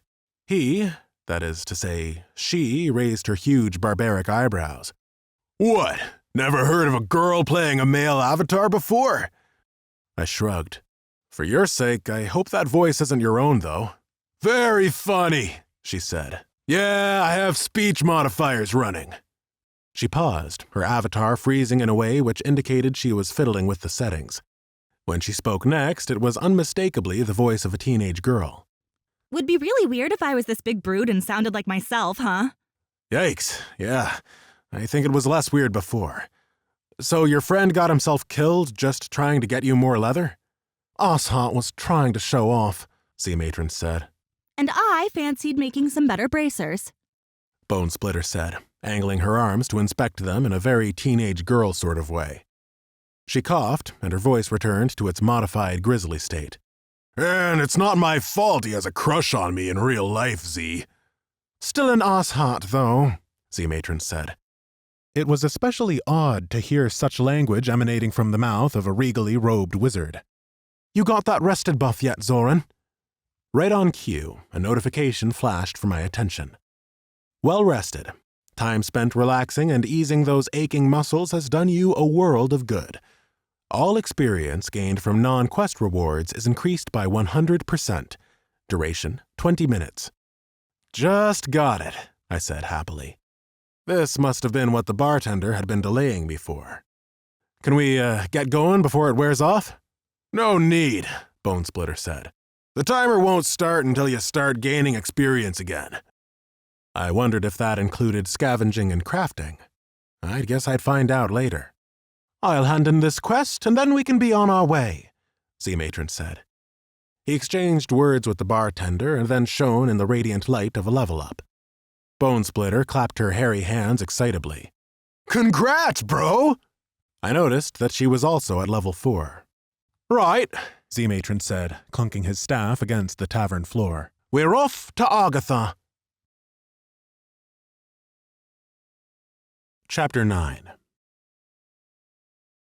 I was glad for the company on the road. I got way more experience than I ever would have on my own, even if it was lessened by the assisted mechanic. I lost track of the number of kills, and with my bonus experience gain from the well-rested buff, I quickly hit level 4 and zoomed about halfway to level 5. My skinning rank had even increased to rank 2, and was close to reaching rank 3 from all the wolves that I'd skinned along the way. More than that, my bags were full to bursting by the time we reached the gates of Agatha. The feeling of approaching the capital was, well, to say I was breathless doesn't cover it. There's this old set of movies called The Lord of the Rings, and in the first one, the Fellowship sail down a river in canoes and come upon 2 enormous statues with their hands thrust forward to bar entry into an ancient kingdom. The awe felt by the Fellowship at that moment was palpable, and now I was actually living it. Agatha's oversized fantasy gates were set between 2 rocky mounds. Beyond that, across a walkway and above a shimmering lake, was the inner city wall, its white stones also gleaming under the starlight. And rising from the very lake itself were towering statues of the emperors of old, each one striking a different pose, but all looking down upon those who would enter their beloved city. I walked behind Z-Matron and Bone Splitter under the shadow of these colossi. The narrow road we walked on was directly between them. It was built of marble and crystal, with enchanted streams of water rising in a rhythmic dance that followed us towards the city. It was one hell of a driveway. As I was wearing my tabard of rusking, the city guards didn't stop me, and so far I'd received no spit in my direction. I took that as a positive. The entrance of the city was as opulent as you might expect, conveniently funneling players towards the market district where the auction house and main vendor shops were located. There appeared to be no dark alleys in this part of town, although no self-respecting fantasy game city would go without a seedy underbelly somewhere. There were rumors on the forums of a mysterious black market in the game, but it was hard to uncover. Perhaps a scavenger would fit in better in the shadowy corners of the imperial capital and unearth those secrets. Inside the city proper, our small band parted ways. They were going to carry on towards the imperial spire to hand in the mysterious note to Marshal Highcross. I was sorely tempted to join them. This world Frostbite had built felt rich and deep, the classes interesting, and each of them had their own unique flair. I wanted to continue the adventure now, but I still had a lot of setting up to do. I politely declined their offer, but I upheld my end of the deal respectfully. First, I crafted the material scraps into full-blown linen or tough leather, and then handed half over to Z-Matron. Sadly, my well-rested buff had faded by that point, so I got the normal amount of experience from the crafting. I kept the rest of the materials, adding another 10 linen to my stockpile, along with 5 tough leather. By the time I'd left the party, my experience bar stood at 1,387 out of 2,100 towards level 5. My tailoring had also increased to rank 3. Perhaps looking for parties to go on scavenging runs with would become a staple of my character's development. First things first, I needed to grab all the tools for my many professions. I entered the nearest general goods shop in order to vendor all the useless junk that I'd picked up from the mobs, wolf teeth being a major drain on my bag space. I noticed that the shop had one of the tools on my list, pliers, so I bought those. I then visited the jewel makers for a magnifying lens. From the carpenter's shop, I got a carving knife, a handsaw and chisel, and I grabbed a pickaxe at the Prospectors Guild. The most expensive item was a blowtorch from the Gnomish Quarter, for it was powered by fire runes which would have to be periodically recharged or replaced. Yet, with all my extra tools to hand, I had everything I'd need to scavenge, break down, and craft items from every profession I had access to. At the lower levels, at least. I apparently couldn't pick up alchemy or runesmithing on the side, which seemed fair enough due to the number of professions I did have, but it was a shame. Alchemists could make various buffing, mana, or health-restoring potions which they could sell on the auction house for a bit of profit. I didn't have access to herbalism to gather the ingredients for potions anyway, so it wasn't such a loss. Runesmiths were the enchanters of 100 Kingdoms, binding magic into special runes which could be placed onto gear as magical enhancements. Certain runes were also needed for recipes in other professions, granting another money-making avenue for runesmiths. However, the profession was arduous to level because you had to disenchant other powerful items to gain the reagents to make the runes in the first place. As I needed fire runes to power my blowtorch for engineering, it might be worthwhile trying to befriend a runesmith sooner rather than later and see if I couldn't get myself an ongoing discount. I swung by the auction house to investigate if the mushrooms I had were worth anything. An auctioneer NPC with a monocle and top hat laughed at me when I presented them, so I took that as a bad sign. It turned out that low-level herbs weren't selling for much, go figure, so I doubled back into the market district and found an herbalist NPC to vendor the items to. Now the only things left to do this evening, before the forced logout, would be to break down what was left in my inventory, craft what I could from that, post my auctions, sit back, and let the silver roll in. That was the plan anyway, though it was becoming abundantly clear this class required more than a single session to get rolling. Not to worry. That was why I'd locked myself in a run-down SRO hotel in a dodgy area of town, after all. Running around so much of Argatha had eaten up a lot of time. It was now almost 1 a.m. I'd been online for almost 5 hours already, and I considered whether I should log off for a break to eat some food, visit the bathroom and whatnot. I'd get my crafting done first, but not until I'd regained the well-rested buff from visiting another inn. Would be stupid not to take advantage of that. Thinking back to the different faction choices, I figured it would be interesting to play as a member of the Great Tribe and gain the experience bonus from anywhere they logged out from. It would make getting stuck into a play session quick, even if the buff didn't last as long.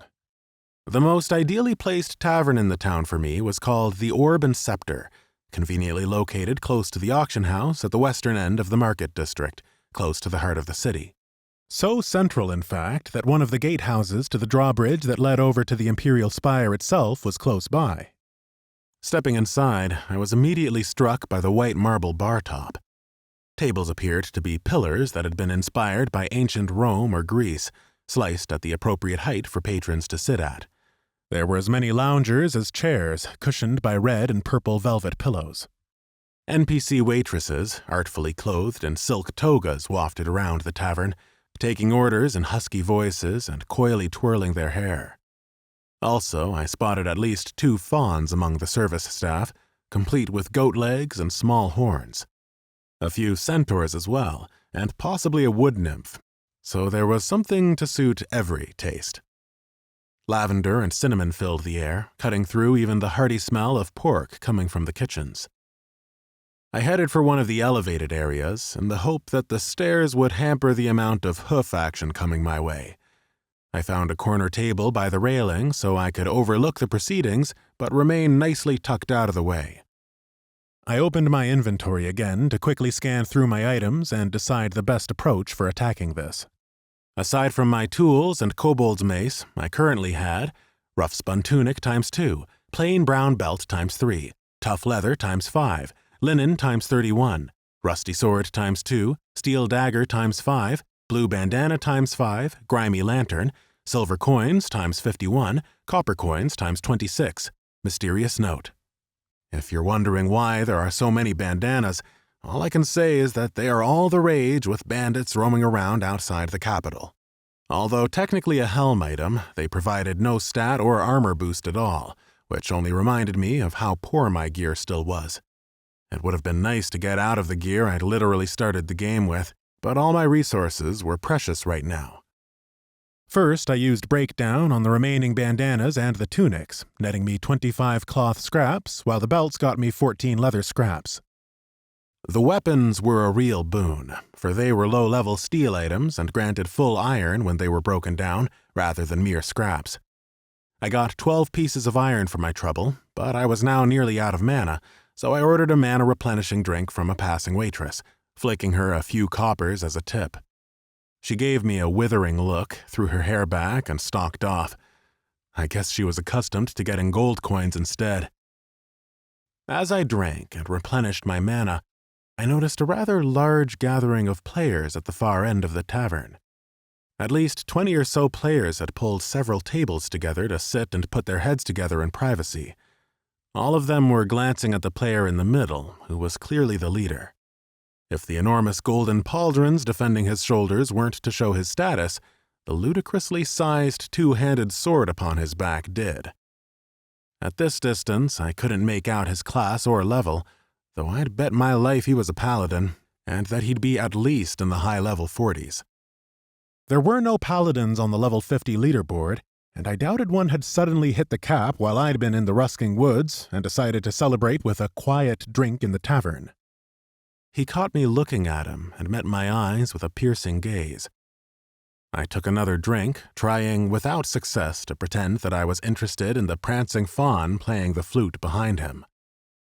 He hunched forward to join the huddle of those around him, paying me no further mind. Feeling an uncomfortable shiver, I finished my drink. Argatha was a PvP zone, so pissing off higher-level players wasn't a good idea. Sure, the guards would maul any breakers of the peace, but some people might just take to smashing newbies in the face for sport.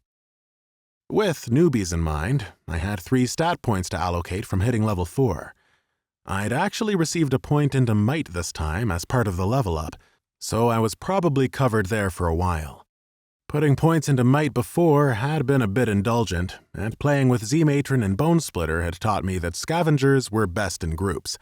They weren't built for solo play. The safest course would be to dump all my new points into intelligence so I would be able to craft better items and materials as I leveled. Yet, given that mana regeneration was a pain, I opted to place 1 point into willpower, just to help balance things out a bit there. My character sheet now looked like this. Character: Zoran, Human Scavenger level 4. Attributes: Constitution 12, Intelligence 19, Reflexes 11, Might 13, Willpower 14.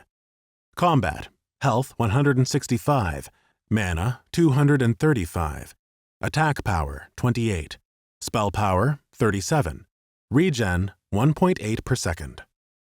My eye twitched at seeing intelligence so close to breaking into the 20s. Something about the anticipation of knowing that progress is close to hand is both engrossing and feverish. It's what keeps you online, even if you shouldn't still be online because, well, for example, you have a bet to win. My thoughts began to circle around that topic again, slowly yet inexorably, as though they were thick syrup swirling down a small drain. Placing myself in a less-than-ideal position in the real world just to hop online wasn't the healthiest of decisions. Making money was a good excuse, but at a glance, I maybe had $5 worth of materials. Check me out. Those college tuition fees will be paid off in no time, lickety-split. Inwardly, I groaned. All I'd achieved so far was to dump hundreds of dollars on a crappy weekend break. 6 months going cold turkey, and I'd snapped. I checked the clock. It was 1:16 a.m. A wave of exhaustion washed over me. Earlier today, I had been in a haze of adrenaline and self-righteousness. Now I was winding down. I could feel a real tiredness despite being in the game. My brain must have been exhausted after the exam, never mind the taxing process of dealing with a VR headset. Perhaps that was why I'd been a bit of a dick to Wilder back in the forest. Maybe I was just cranky. Yeah, that was probably it. A quick break would see me right. Snack, drink, power nap, and then log back in afresh before dawn. A series of loud string chords brought me sharply out of my reverie. A band of mythological creatures had taken to the stage, playing what seemed to be a favorite of the NPC patrons. The noise of the tavern hit me like a cold shower. The smells became overwhelming as well. The lavender choking, the pork nauseating. I was tired. I was really, really tired. I noticed the well-rested buff had appeared over my health bar, but I suddenly didn't feel like crafting. A few extra pieces of this and that on the auction house wasn't going to jumpstart things any quicker. There was just one last thing pinging in the back of my mind like a broken fire alarm. The quest relating to the mysterious note. Report to Marshal Highcross. I hated to leave something unfinished. The quest was to simply hand in the note on the red-eye to this Marshal fellow inside the Imperial Spire. It was not a hard quest, probably designed to give new players a reason to reach the city and be blown away by it. If there was one thing 100 Kingdoms had done right, it was the world. The detail was incredible. It felt both huge and lived in, and I'd only seen the barest slice of it. So many races and lands to explore, so much to do and see. The Imperial Spire was but one of many wonders of the game. One simple quest, an easy hand-in, a bit of experience, then I'd log off for a bit. Resolved, I got to my feet and negotiated the myriad of hairy staff in the Orb and Scepter, throwing the high-level paladin and his friends another glance now that I was closer. This time I could make out his player information bar. Unknown, Paladin, level 50. That was weird. Maybe I couldn't see the names of high-level players. Perhaps it was to stop lobies asking for gold or help, or maybe he simply had his privacy settings cranked up to 11. He was undeniably level 50, so he must have snuck onto the leaderboard recently. I'd be sure to check once I logged out. And with that in mind, I left the Orb and Scepter and made my way towards the Imperial Spire. Chapter 10. The Imperial Spire of Argatha, the heart of the Imperium, rose like an icicle of marble and limestone. It was dazzlingly white, even under moonlight, except where it was inlaid with gold or spotted with vibrant bursts of color from stained glass windows. A sight to behold as I took the drawbridge over the moat, a defense which ran a complete ring around the tower. A second gate awaited across the water, set into a high wall encircling the spire grounds. Upon the parapets, I could make out 2 great siege ballistae, formidable defenses that were able to cut through any armor. Players had speculated how much it would take to assault Argatha and kill the Emperor during a world PvP event, if the city and its players were prepared. The general conclusion was that it would take a shit ton of people, and we were certainly a long way off such a large-scale encounter this early into release. What I wouldn't give to be present at such a huge event. It's the stuff MMOs are made for. I made it through the second gate and into the courtyard. Rows of trimmed hedges decorated the grounds as though placed by an artisan weaver. A veritable army of NPC guards patrolled the spire grounds, each encased in heavy blue-tinted steel with the white spire displayed upon their tabards. Each was heavily armed with a great Roman-style shield, a broadsword at their waists, and a spear in hand.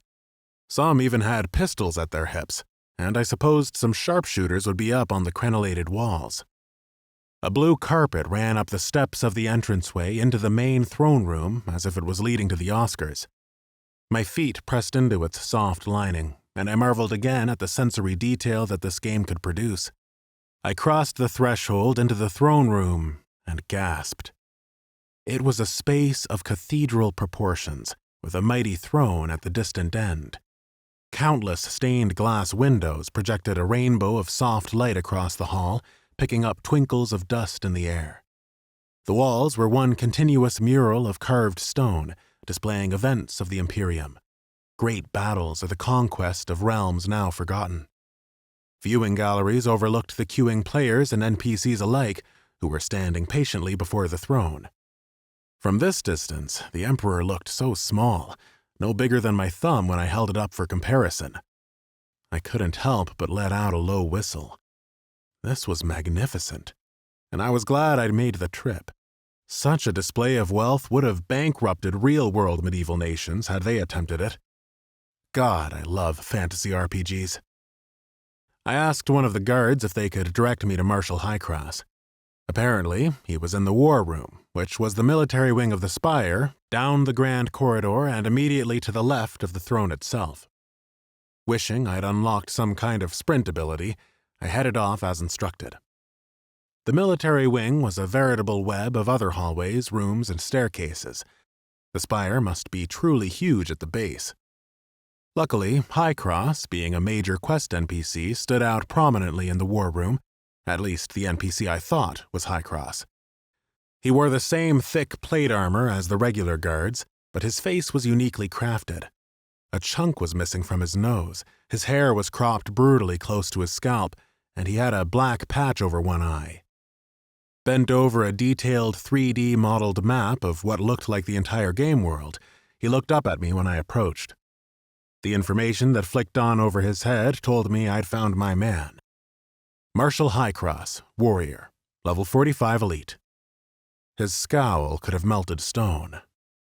And what is a scraggly-dressed junk dweller like you doing in my war room? Under normal circumstances, I'd have frozen up and nervously stuttered a reply. But this was 100 Kingdoms, and here I had no reason to be afraid.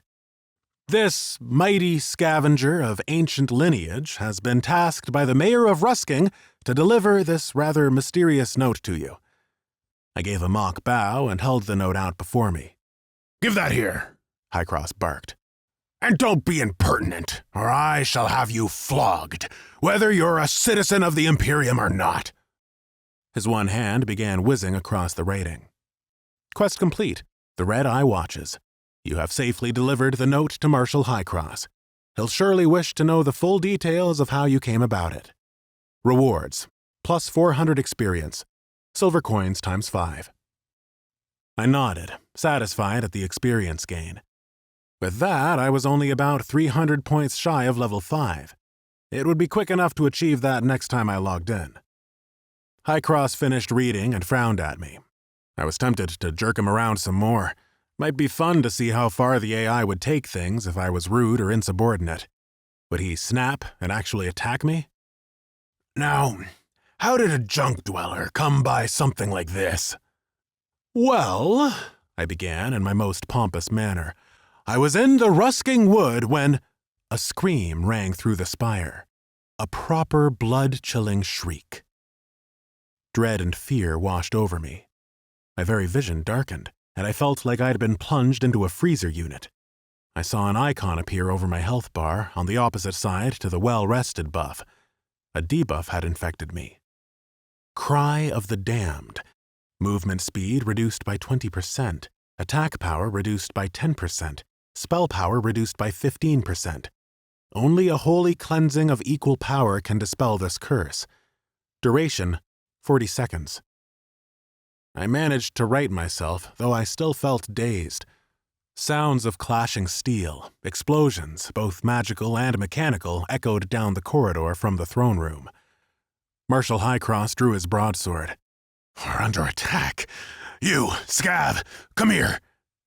He gave me no chance to move, grabbing me by the scruff of my neck and dragging me over to the nearest wall. He rapidly tapped on a series of bricks, and the wall groaned, hissed, then a segment began to slide away. Utter darkness awaited me. In you get, Kross said. And skulk at the back, will you? More valuable people than you will need the space. He shoved me inside. Wait, I cried. What's going on?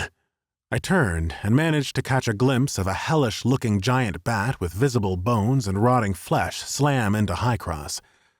Before I could do any more, the wall had closed over, and I was left alone. All sound from the spire was snuffed out, dulled to a low thrum through the stone. Guards called to one another. Cruel voices cast spells that I couldn't comprehend. Death pangs followed. What in the hell was going on? Was this some sort of random in-game event? I highly doubted it was a natural stage to this early quest chain. My brain finally started working again, and I remembered that I had a lantern in my inventory. Equipping it meant I would at least have some light to see by. I was in what I could best describe as a broom cupboard without any of the amenities. Kross had yelled something about putting more valuable people in here, but I wasn't sure many others would fit. There was not even a chair to sit on. The only other thing in here, besides myself, was a lever on the wall, which I presumed reopened the sliding section of the wall. From outside of my cell, I could hear muffled voices. Got them all? Hope so. Fuckers just kept coming. Well, they won't respond for a few hours, so we got time. Boss should be at the top by now. We're to go and secure the wall and drawbridge. A group of people pounded away back towards the throne room, some in plate sabatons by the sounds of it, and others in leather. So, someone had attacked the Imperial Spire?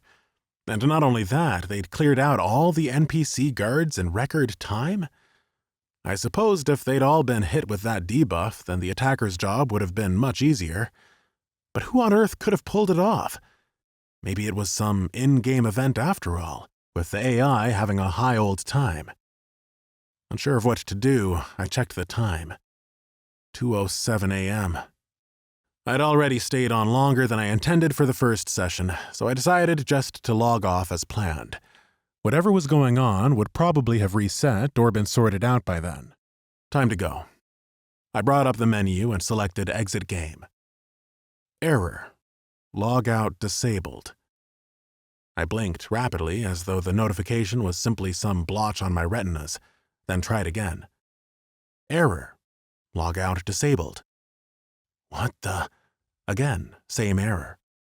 I began running my hands through my hair, grabbing a handful and pulling until it hurt. Now I was starting to get anxious. The walls of the cell seemed to close in around me, suffocating me. I beat on the exit game button with my fist, but it was no good. For some reason, I couldn't log out of 100 Kingdoms. This was a huge issue, not just for me, but for everyone playing.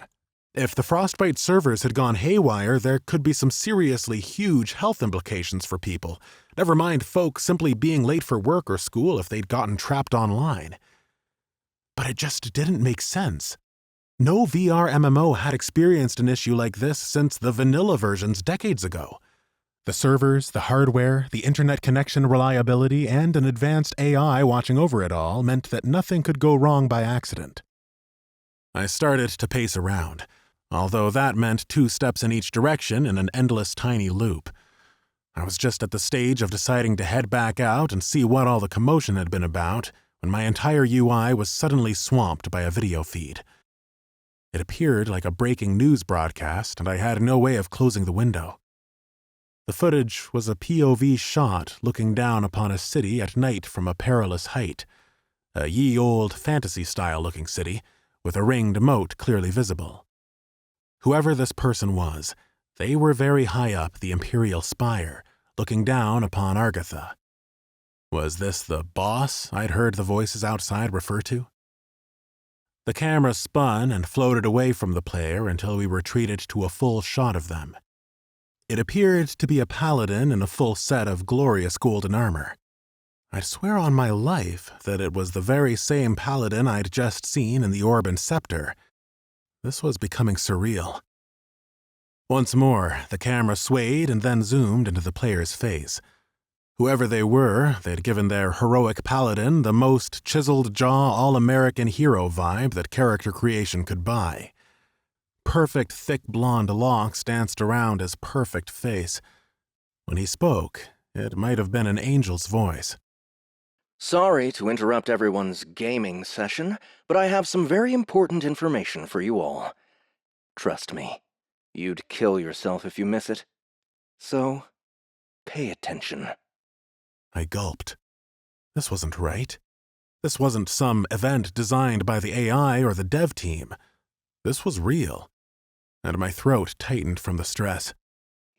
I have taken control of 100 Kingdoms. All logout features are disabled, so don't even bother trying to leave. And I wouldn't advise deliberately getting your character killed to log off either. I've injected a virus into the game, and should your health hit 0, your headsets will not follow the correct wake-up procedure. In other words, you will die. Though his voice was still angelic, there was cruelty in his eyes, and perhaps excitement. An angel of death, more like it. The player flashed a smile. Everyone understand? You can't log out, and you really don't want to die. And please, for your own sake, don't try to play the hero. This isn't a game anymore. The Spire is on lockdown, and there is no way in or out. Once again, the camera moved, zooming backwards to capture the impressive image of the player high up on the balcony. I caught a glimpse of something behind him, inside the vaulted room at the top of the spire. A crystal orb, much like the one I'd used in the character creation process, but there was something beneath it. A panel of blinking lights, I thought, but a moment later, the panning of the camera obscured the orb from view. I now speak to the whole world. His voice rose, as though he intended it to carry across the entire game. I estimate there are 3 million players currently logged into 100 Kingdoms. Each one is now my hostage. If the governments of the world want to prevent a massacre the likes of which you've never seen before, then I suggest that you listen. For now, do nothing. Any sign of interference will be futile and met with the deaths of low-level players here in Argotha. I shall state my demands when it suits me. My name you must wait for as well. The feed clicked off, turning to black before the window closed. I could feel myself trembling. How was this possible? Another terrible thought descended on me like a crushing wave. The angel, for that was all I could think of calling him, had said the Imperial Spire was on lockdown. Those goons of his that I'd heard had mentioned securing the drawbridge and walls. As crazy as it sounded, nobody would be getting in or out without this guy's say-so. I'd managed to survive, so maybe other players were also in hiding, but the NPCs were all mincemeat by the sound of it. I might be the only innocent player left within the Spire. And one wrong move, and I'd be dead. Dead for real.